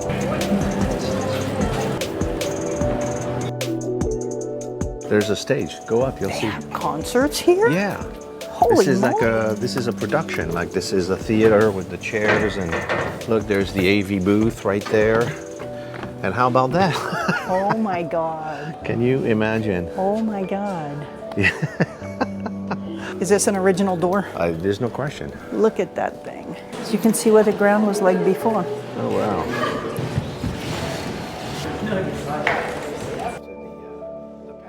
Oh.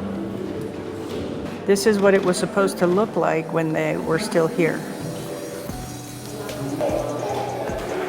This is all like sheets of carton stacked on top of one another, and it's sculpted.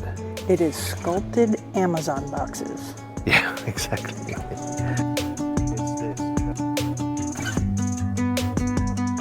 It's funny because when we first arrived, I thought, well, this is kind of bare and boring, but as you go through, you start to really understand, and like I'm looking at the tiny details and the sculptures that are in the arches over rooms and stuff. It puts things in perspective. All right, let's keep looking. Let's go. We're gonna go on the bridge now.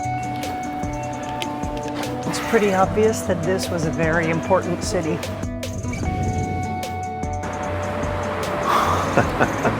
Oh, baby. Wow.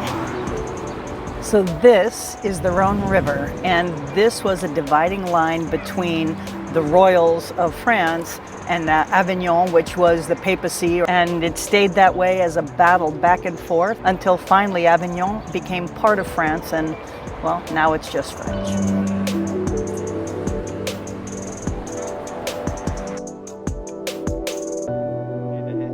We're here in June, and it's starting to get a little bit busy around here, but this place will be absolutely packed in July and August. So for planning purposes, if you want to avoid the crowd, come before, come after, but this place is a definite must. It's just phenomenal.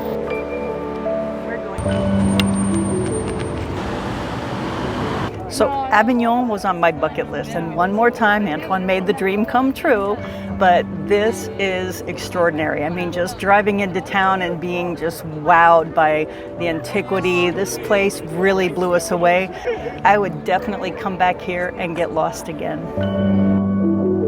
There's something magical about spending the holidays in Europe, and London does a particularly good job at it. So in this video, we're gonna take a side trip to London for 3 days, where we're gonna check out the best Christmas market, we're gonna try some of their food, see the iconic landmarks like the Tower of London, and I'm arranging a special surprise for Colleen where we're gonna do tea at Tiffany's.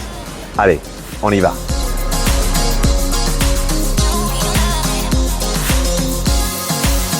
Going from Paris to London is pretty quick, easy, and affordable. For about €100 round trip, we took the 2.5-hour Eurostar train from Gare du Nord in the heart of Paris to St. Pancras Station, right in London.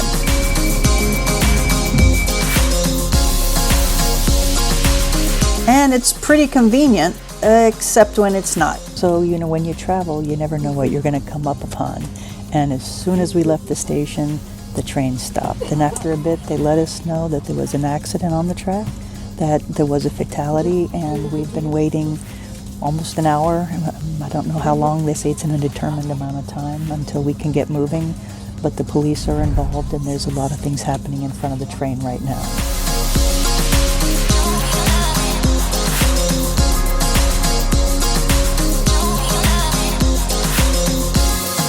And then we got a second whammy delay, and now we're stopped again because of an unruly passenger that the police are removing from the train. And, you know, we've been inconvenienced, somebody else's life has been completely disrupted.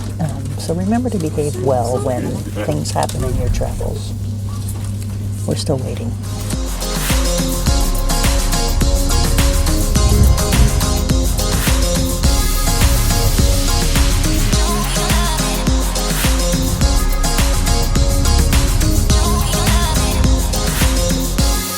After 5 hours, we arrived in London, right across the street from the King Cross station, where Harry Potter took the Hogwarts Express from platform 9 3/4. So we just got to London. It took a lot longer than was planned, but we are here. We're on our way to the Airbnb, and then we're gonna go visit London. Let's go. This is our little Airbnb, great little living room. You have a little TV, a sitting room.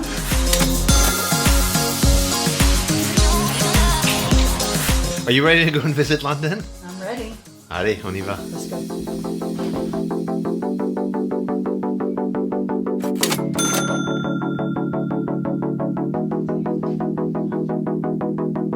All that traveling made us hungry, so we found a pub and got some fish and chips and a steak and ale pie, and a good Camden lager to wash it down.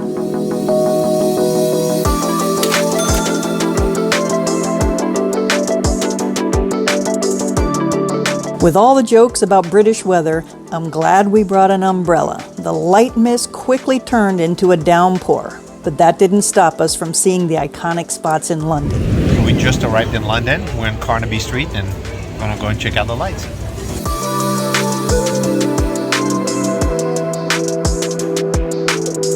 We're here in Piccadilly Circus, and this place is electric. There's so much going on, all kinds of people, all kinds of sounds. It's exciting. And then we came up on the Christmas market at Leicester Square.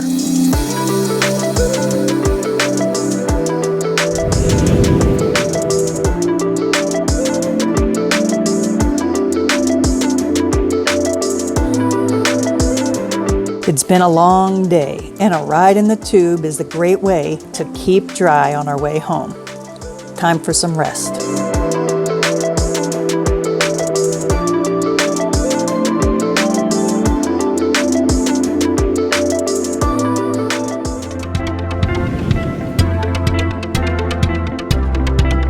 I've heard more than a few French people talking bad about British food, but this little bakery across the street was a perfect place to start the day.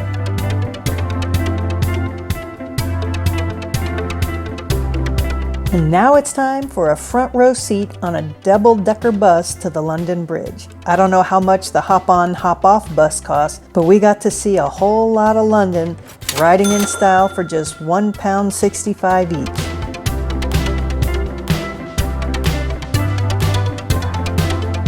Well, it's a little windy, a little cold. You know, welcome to London.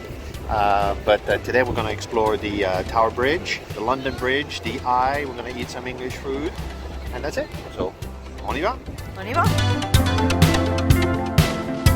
The Queen's Walk along the Thames from London Bridge to Tower Bridge is delightful. There's plenty of shops and restaurants, a surprising number of bronze chimpanzee sculptures, and of course, the Christmas by the River Marketplace. So we just landed at the London Bridge station, and we're walking along the Thames, and we came up on this Christmas on the River right next to the Tower Bridge, which is the famous one everyone knows. And this place, it's charming. It's not a big market, but they have adorable shops. I mean, check out these magical brooms and bird feeders and all kinds of stuff that they have here, little hats and whatnot, but it's just charming.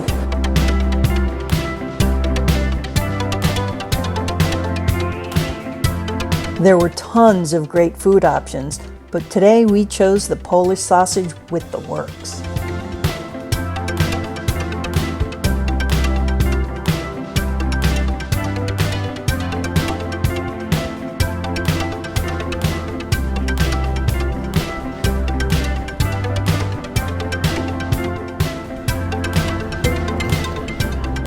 From Tower Bridge, we made our way along the Jubilee Walkway up to South Bank.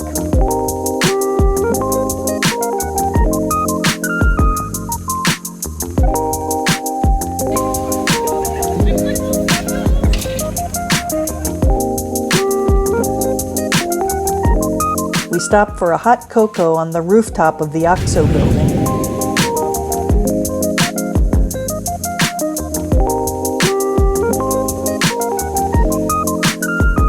Then we took our time enjoying the sights all the way to the Christmas market and the fabulous graffiti skate park by the London Eye Ferris wheel.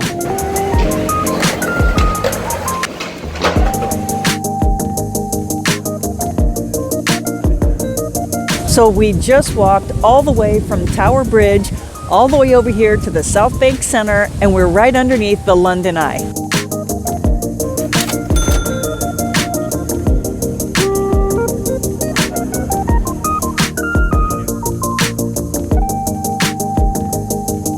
And as if we hadn't already walked enough, we made our way across Westminster Bridge towards Big Ben.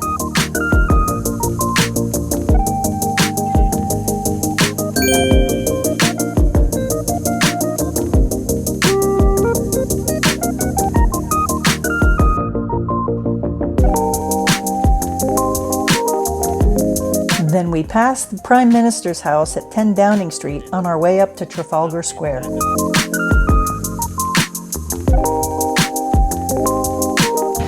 so tired, but I am not willing to stop. We've been going all day, and there are beautiful things over here, along with some Indian food, so on y va, let's go. On our way to dinner, we passed the Christmas market at Covent Gardens, which is the old flower market from My Fair Lady. We're here at Covent Garden Market, and we heard it was great. Someone said the granddaddy of Christmas markets in London, and this place doesn't disappoint. There is row after row, hall after hall of beautiful things, holiday lights. Every time we thought we were done, we came up on another spot. It's charming, it's exciting, it's buzzing, and there's tons of good stuff here. So it's definitely a must to visit Covent Garden in Christmas. London has amazing Indian food. This is one of our favorite things to have while we're here, and this place did not disappoint.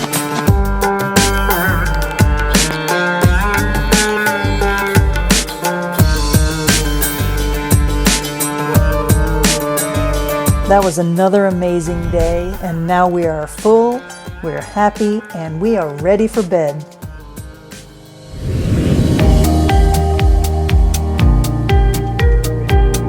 Buses in London are not only pretty, they're very effective.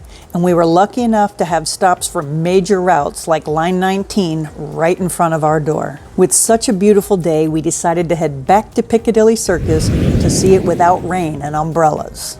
So we're back here at Piccadilly Circus because the night we arrived, it was rainy, it was dark, we couldn't see as much fun, but look at this, it's awesome.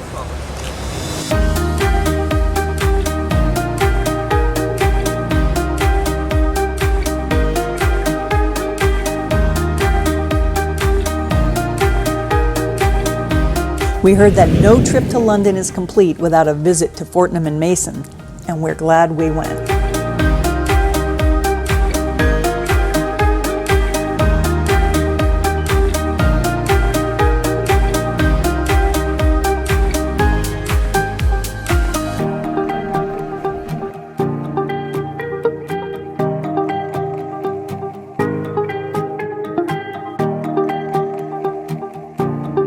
Our next stop is Trafalgar Square, where we found another Christmas market.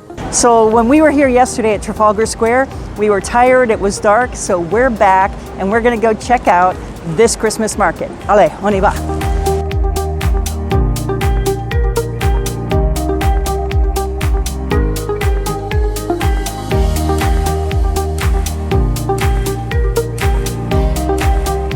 As luck would have it, we stumbled upon the horse guard ceremony at St. James Park. That was pretty impressive and beautiful to see. From there, we walked down the flag-lined mall to the front of Buckingham Palace. It was all I could do to resist offering the Queen's wave. I was thinking of all the times we'd seen ceremonies there with the royals passing down that road and throngs of spectators on the sides. There's something magical and reverent about the palace, and at the same time, very human. The tourists, along with a special visitor that came with a private escort, reminded us of the humor and humanity here. Buckingham Palace is marvelous, but let's go have tea at Tiffany's. So much of what I know of London came from books and films and plays, and the path we took from Buckingham Palace to Harrods brought that to life. I felt like Mary Poppins or Mr. Banks or Eliza Doolittle and Freddie Eynsford Hill might show up at any moment. And how fitting would that be on my way to have tea at Tiffany's?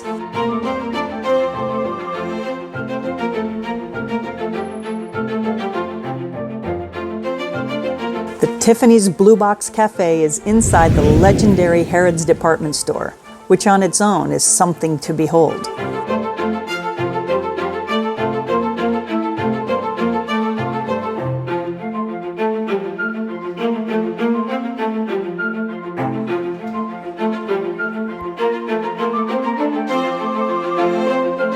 But what we came for was the tea. And this pricey indulgence isn't the sort of thing you'll do all the time, but it was on my bucket list. And once again, Antoine made my dream come true.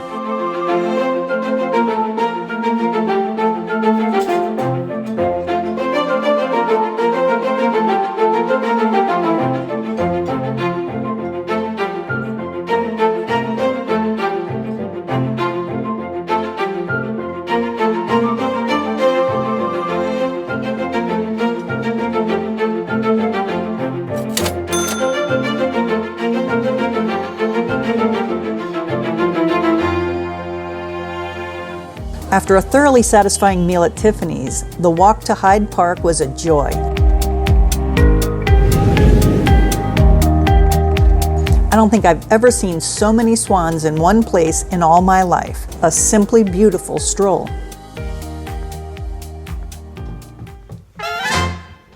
But what we came to Hyde Park to see is the Winter Wonderland. This is the largest Christmas market in London, and the first clue about how big it would be is that we entered through the Bavarian section. That alone was huge, and the whole thing was wonderful.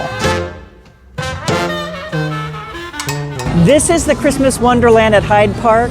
It's the only one that you actually have to pay to get in, and I'm sorry, Paris, but this one puts the Christmas market at the Tuileries to shame. This is huge, amazing, just next level Christmas market. So if you're in London, right here.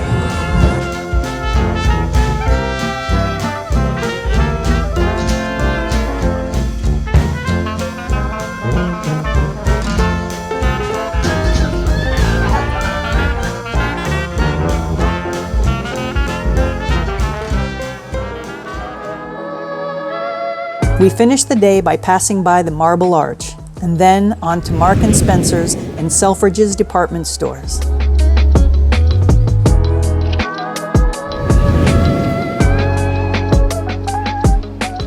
That was another long day, and it's time to rest.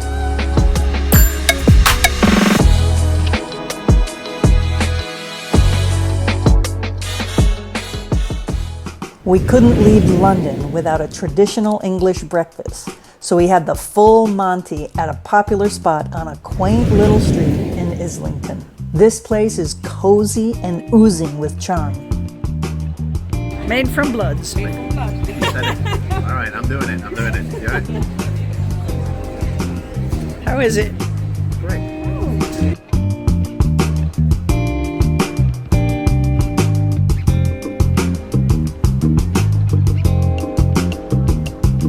If you liked our London Christmas video, you should probably watch this one next. And next week, we're headed to Bruges in Belgium to visit one of the most beautiful Christmas markets in the world. So come back and check it out. There are a lot of amazing places to celebrate Christmas in Europe, but Bruges in Belgium is one of our favorites. So in this video, we're going to travel from Paris to Bruges. We're going to check out the Christmas market. We're going to try some of the local food, and I'm going to entice Colleen in trying the rabbits too. We're going to try hot chocolate. We're going to eat waffles. I'm going to have a great time. Come with us. Allez, on y va. Now, by car, Bruges is about 3 hours from Paris, and it's a lovely drive, but you can get there by train in about 4 hours from either Paris or London with a quick stop in Brussels. Once you get to Bruges, you don't need a car. You can walk from one end to the other in about an hour.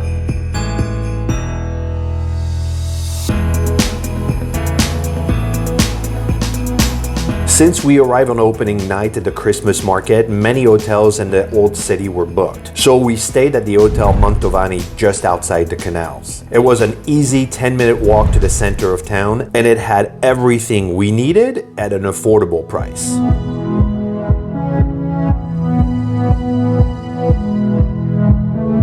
This place is so exciting. There's something for everyone. I've seen kids with cotton candy bigger than their heads, people on romantic horse carriage rides, and just something for everybody.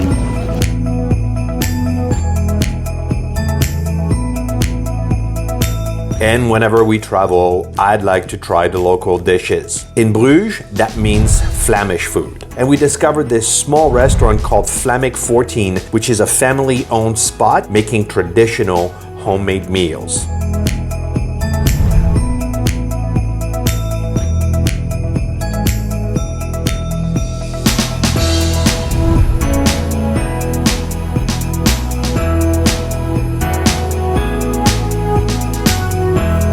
And after a meal like that and a walk through the town, we're ready for bed. We'll start again tomorrow.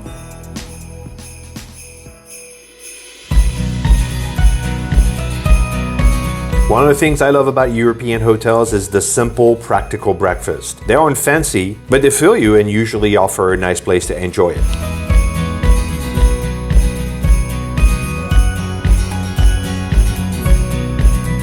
If you're planning a trip to Bruges, it's a good idea to be there on a Saturday. The regular city market is awesome. You'll find great bargains on nice quality items, and the atmosphere is wonderful.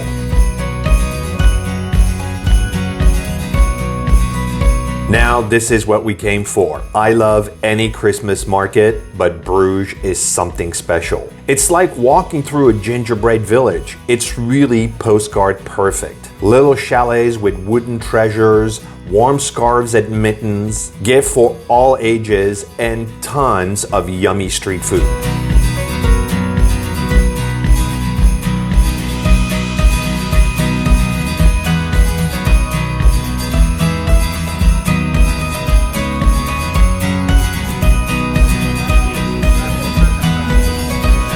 In case you get sick in Belgium? There are 2 Christmas markets covering 2 separate town squares, and all around the markets are museums, restaurants, and delightful little shops selling unique things for the home. I'm in utensil heaven here. And chocolate. Did I mention chocolate?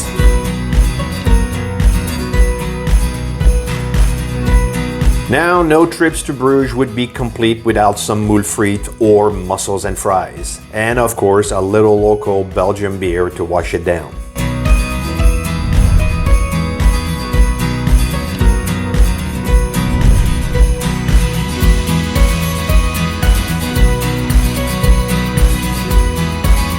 French fries in Belgium are all you can eat. If you empty this, they'll give you another one. I like this.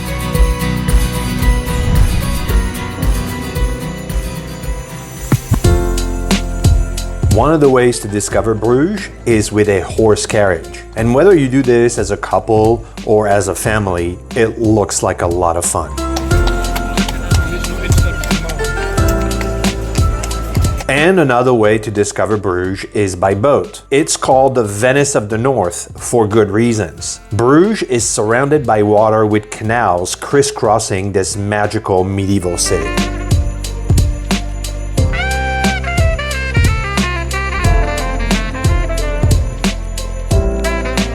In a city that's famous for chocolate, you have to try the chocolat chaud or hot chocolate. We came to the old chocolate house to sit in the upstairs salon and warm up with some cocoa. They bring you a bowl of warm milk and a little tray of chocolate treats so you can build your own hot chocolate.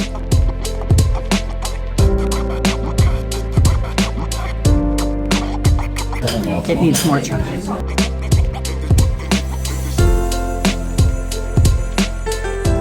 At nighttime, the Christmas market gets just a little bit more magical. You'll find little gifts like these incense burners that look like Little House or this ridiculously amazing cheese.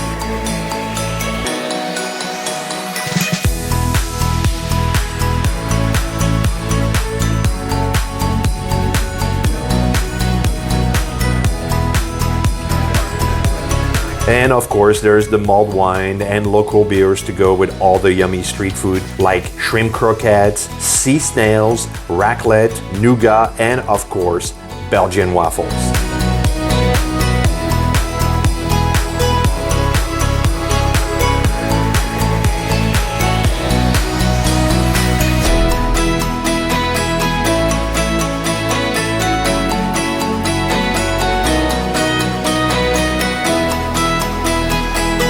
This week, we're in Strasbourg, where it's considered to be the capital of Christmas, and it's absolutely magical. We're gonna try street food like tarte flambée, potato pancakes, a weird-looking hot dog, waffles and pretzel beignet, and we'll have the best traditional choucroute with what probably is the best restaurant in town. Allez, on y va. To get to Strasbourg from Paris is super easy. It's a 2-hour speed train ride from Gare de l'Est in Paris to the Strasbourg Grand Station. And from here, you're about a 15-minute walk or a 5-minute tram ride to the center of it all. And this is totally doable as a day trip. You can take the early train out of Paris and take the late train back to Paris. But for us, we'll be staying overnight so we can get the full experience. Now, the cost of a round-trip ticket is about 100 to 150 euros each way, but that really depends on availability availability and the time of the year. Now, if you plan on going, you better buy your ticket way in advance so you can secure the best rate. We've used several systems to buy tickets, and the one we prefer in Europe is Trainline. We found the interface and user experience to be the easiest and most efficient for travel all around Europe. And I've put a link in the description. Just check it out and see if it's a good fit for you. We just got to Strasbourg. We're starving, and so we're going to head to one of the gazillion Christmas markets that are here to find something to eat. Let's go. We might need to do some shopping. Yeah. So that's the tree, by the way. That's the big tree. That's 90 feet. Do you feel like the German vibe? I totally feel the German vibe. You know, it's like from the time we got here, it feels like a European city because it's a little bit French, a little bit German, a little bit, I don't know. I mean, I could even feel a little Danish or something here, which makes no sense. In the architecture and the language and the shops, everything about it. It's the Frog Prince. Oh, it smells good. It does smell good. Everything smells really good. There's smoked ham and Munster. Check that out. I want to rip it, but I'm afraid things are going to fall everywhere, so I'm just going to go for the bite. That was worth the wait. Yeah. It's doughy, but it doesn't feel like it's going to be a rock in my belly doughy. It's a light dough with a little bit of crispy cheese on the bottom, some creme fraiche, some sauteed onion, and lardons. Oh yeah, it's good. Never been to Strasbourg. Fun. I love you too, darling. That's a macaron, and that is a macaron. That. Oh yeah. We have to have that. We need that. They have something over here. It's not where we're going to eat it, but you never think about sauerkraut in France, but they have sausages and sauerkraut. It's a choucroute is the dish, and they have some right over here. Check that out. With different meats and usually potatoes and stuff. But we'll go eat that in a restaurant and sit down and do it right. That thing looks like deliciousness on a crispy baguette. Oh yeah.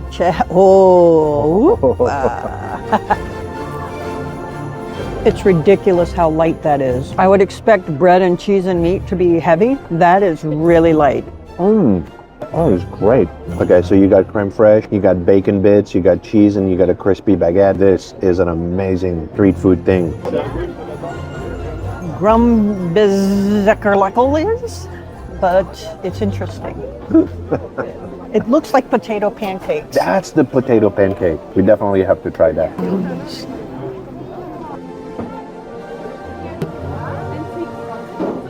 I have no idea what this is. I think they call it a white sausage because sausages are a thing here and there's a lot of different kinds. And I put a little bit of mustard and ketchup to try it, but I really just want to try what it's like without.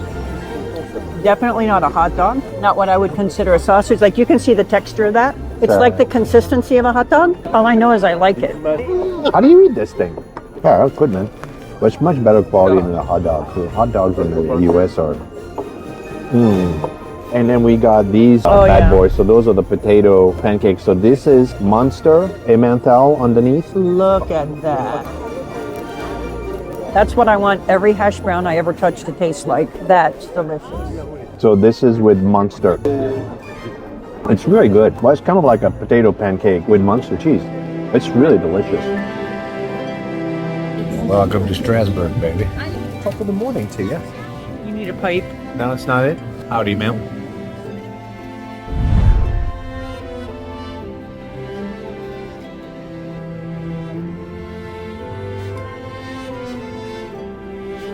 So we've been here for about 2 hours in Strasbourg, and I think we've already been through like 4 different Christmas markets because every time you turn a corner, you find another one. But like this magnificent cathedral and the giant tree at Kleber Square. And check out this building right here. Look, with the little octagonal terrace and that. And check out the roofs of these buildings over here. 1.5 million years old. They're crooked. They're all crooked. Aren't they? It's all the little cookie... Yeah, you roll it out and then you cut your cookies. Oh, the little cookie shape. Like this one has candy canes and bows and candles and stockings. So here, this is the house with the famous teddy bears right there. Right here. Look, this to keep your onions and your garlic inside of the pot so they breathe. And then you put your cheese inside of there. I want some.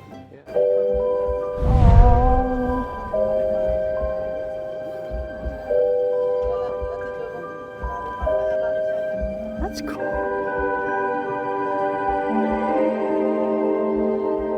Colleen, you're on a mission to find champagne. I want to find champagne, but I'm finding too many pretty things. I want to see this one.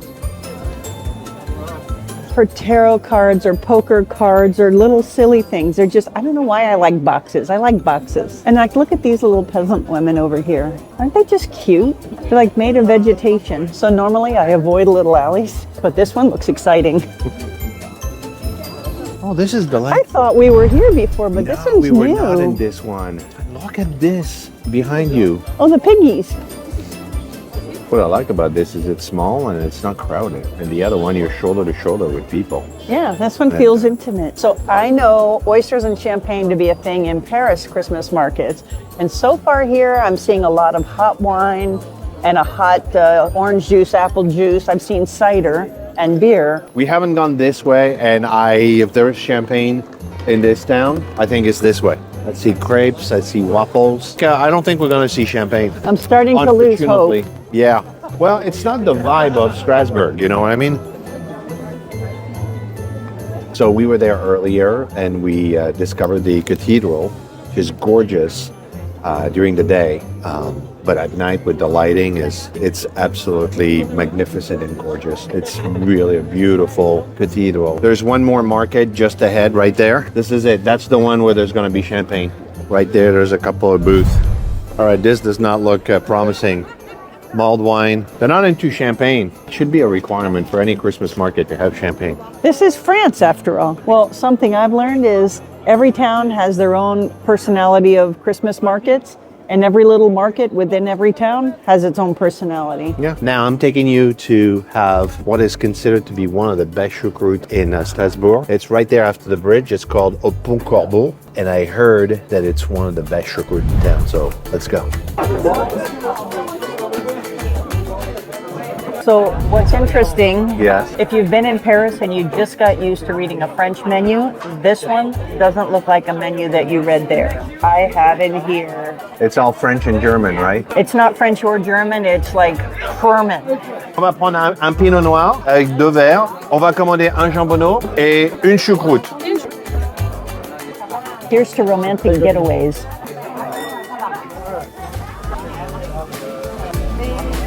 Ooh la la. So we're going to take one of those. That is sauerkraut and a potato. But then look at that. That is pork belly, lardon like that. And then this one is another kind of a piece of pork with the juices at the bottom. You know, you're going to eat your sausage with some mustard. And this little baby right here, that is the freshest horseradish you ever smelled in your life. It smells like fire. So the choucroute is just very simple, post-peasant kind of food, because it's just sausages and pork. I like it. Yeah. I take a little bit of sauerkraut with that, and this one I'm going to put a little bit of mustard. It's very nice. Oh my God, these things look marvelous. So this is jambonneau. I'm going to love this. Oh, look at this. Look at this. Oh, it's crispy. Oh, I gotta take a bite out of this. My mouth is watering in anticipation. Oh yeah. Oh, this is good. I mean, this is crunchy. Oh. So it's crispy skin with melting meat. Crispy. It's a ham hock cooked to a crisp. The skin gives you that flavor, and look at that. That's the skin. So this is my wife officially stealing my food. The meat is melting. It's falling apart. It's like crisp bacon on top of slow cooked meat. Cheers to that. Yeah, that's him. That's you, darling. I'm gonna need a few days. These are wild blueberries. This is not like a pie with some blueberries and a lot of filling. This whole pie is wild, fresh blueberries. So this is how you do it. You take just a little bit of whipped cream. Yeah. Just look at the blueberries in there. You never had any pie like that. Like French desserts, it's not too sweet. You can taste the blueberry. It's not overdone with too many ingredients. I'm sure it's very simple. Yeah. The whipped cream is as fresh as can be. Antoine's ham hock and my choucroute were amazing. I would come back here just for the pie. So we just took a totally lazy morning on a romantic getaway. Yes, we did. We did. And we're starving, so it's time for us to go and find something to eat at the Christmas markets. So why don't we go this way over there? Okay, let's go. Allez, on y va. I mean, it's got bubbles, darling. And I told you, when we're here, we would find Hansel and Gretel. And that's the Hansel and Gretel store. Okay, now I know I'm going to find some food here. Let's go this way. Okay. Bonjour. Bonjour. This is sausage cream Munster, which pretzel is like a noodle. Look at this thing, and he puts that stuff on top. Just gonna squeeze it in. Ooh. Alors là, on a la même sauce Munster. We're gonna find out what this is like. So I got a white sausage with potatoes and a Munster cream sauce. Right. And that should be delicious. Surprisingly good. The sausage has a little bit of nutmeg to it. It's light, it's a little bit soft, and it's potatoes and a creamy sauce with Munster. This is simple, a Frankfurter. Yeah, it's you can really tell the German influence in Strasbourg. Like it's everywhere. This is very satisfying. I'm enjoying this a lot. One of the things about Strasbourg is it's kind of an island that's surrounded by water. And one of the things that they have here are little boat cruises that are covered and heated. And Colleen asked me about it, so we're gonna go and see if we can go on a cruise right now. I read that it lasts about an hour, so we'll get to see Strasbourg from the water and the comfort of a heated rooftop. On y va. Wow, so gorgeous. Look at that, wow. I mean, I'm telling you, you have Christmas markets everywhere. Everywhere you have a little space to put a Christmas market, there's a Christmas market. What kind of cookies do you have? You have time to bake cookies. It's in wood, Oui. made in Austria, and after you take like this to cut them. And how is the back of the stamp? I'll show you. Ah, It's made just in like Austria. that. Just like this. Yeah. So while we're waiting to go on the boat ride, they have this little market and another one on the other side where you can hang out, you know, when you come get your tickets and find all kinds of cool stuff. I got some great little baking things for some gifts. I got cookies. We have all kinds of stuff we can get here, but it's just really charming to walk along the waterfront and have some Christmas market, see the boats, see the swans and all the cute stuff and buildings across. It's just charming. A mini Kugelhof. Yeah. Sounds like a good idea to me. We'll split it? Yeah, we'll split it, yeah. Perfect. C'est seulement ça. Merci. This is a Kugelhof, a mini Kugelhof, because they had some really big ones. It looks like a brioche bread with raisins inside and then almonds on the top. See the almonds on top, the little raisins in there. That's perfect for breakfast, by the way. I had to switch hats because it started to rain and I don't want to feel wet everywhere. Sure. Yes. Which one? You pick. No, this- It's nice and warm and it's not wet. This is good.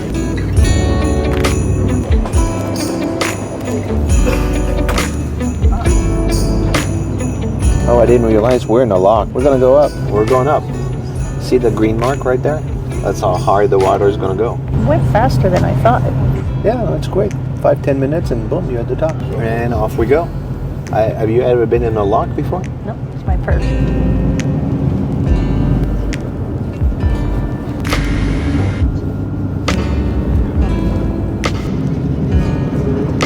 It was a nice boat ride. It was rainy, so some of the view was obstructed. Yeah. I'd never been on a lock before, so we went on a lock to rise the water up and then again to drop it back down. It was a historic cruise. Found out a bunch of really interesting things about this city and this area that makes me want to come back and spend more time. And now we're going to walk along the riverfront because there's a really nice pathway that goes underneath the bridges all the way around, and we're headed towards Petite France. Look at these weeping willows everywhere.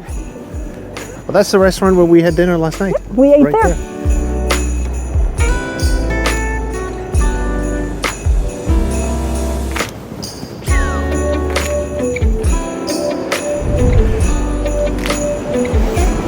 look at this. This is the lock where we came through. Oh, yeah. So that's the big hotel, right behind you. Yep. That's the one, but this is a Christmas market. Another one. Part of the charm of this area is how European it is, and I feel like it's France, but this is Bavarian, it's German, it feels Swiss, it feels a lot of things. And like totally, this street is Hansel and Gretel. There's a charm I just don't know how to describe. Yeah.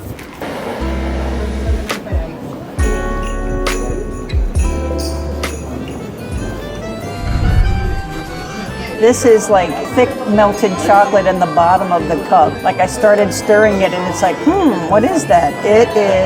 It's liquid frothy. Yeah. But that looks very promising. It's like a hot chocolate cappuccino. I'm going with that. It's like whipped air on top. Like I wasn't kidding. I made a joke. It was like cappuccino hot chocolate, but that's like a whipped cappuccino hot chocolate. That is excellent hot chocolate. Who knew I could get an excellent hot chocolate in a bar? And I've been looking forward to having a beer in Alsace, and it's my first one, so cheers to you. No hot chocolate for me. Yeah, that's a good beer. I need a sausage and French fries. No, I don't. There's a menu right there. No, I'm not doing that. We're having a dinner again tonight. But this is really good. Oh, wow. Now that's...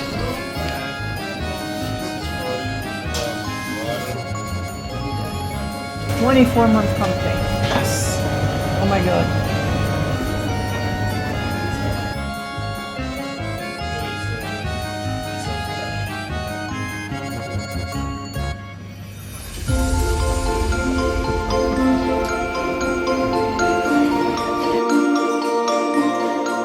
So tonight we're having dinner at the Tire-Bouchon, which is right around the corner from the really big cathedral. And this place is classic food from the region. This is, all the stuff that's typical here. Je vais prendre le œuf parfait. J'adore ça. Ils arrosent avec du bouillon.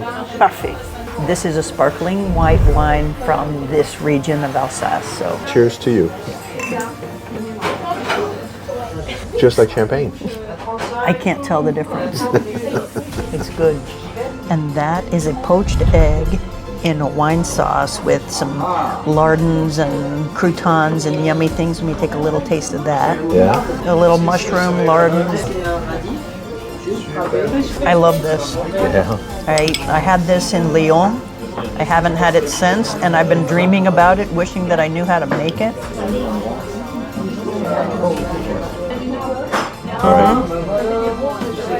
You understand it's very now? unusual, but it's very good. I'm not sure exactly what kind of meat this is. It's really, really light. Really nice flavor. It's very nice. Yeah. Antoine, that is an enormous beer in front of you. I do have an enormous beer, because when you have a choucroute, you have an enormous beer. Sausage, a little bit of mustard. I love Frankfurter. Oh, there's something about a good Frankfurter that puts any hot dog to shame. You wash it down with That cup is as big as your head. It is. Cheers. Oh yeah. Now I'm in Strasbourg.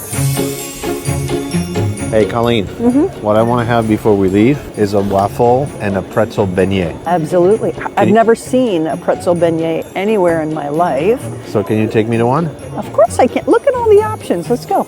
Let's go. Come on, allez. Look at those chocolate-covered pretzel. It's a chocolate-covered pretzel? Those are chocolate pretzels, and those are beignet pretzels. Is that what you want? And those are waffles. I don't know. I want one of everything. I would enjoy a chocolate-covered pretzel more than a beignet pretzel. But I've never seen one. This is going to be yummy. C'est pour moi. My turn. Now, look at this thing. Oh man, Nutella that's dripping, and the whipped cream. Yeah, the whipped cream on top of it. Oh. Oh, that's hitting the spot in more ways than one. I'm sure they had great dessert in the restaurant, but it was so worth waiting. Nothing beats a waffle. That's good Which stuff. don't you eat it up? This thing right here is a pretzel beignet, and I'm sure it's just like a regular sugar donut. And I know that a waffle with whipped cream and all of that stuff on it is a lot to eat alone, but we don't have to finish it because I wanted to try this one. Okay. So here we go. That's kind of like getting a Krispy Kreme's donut. What is it, sugar on top? Mm-hmm. It's like a sugar donut. We got the chocolate covered pretzel. It doesn't taste anything like a pretzel. It's a lot more airy, a lot more light. This is good. I like that. But to be honest, the waffle is where it's at for me.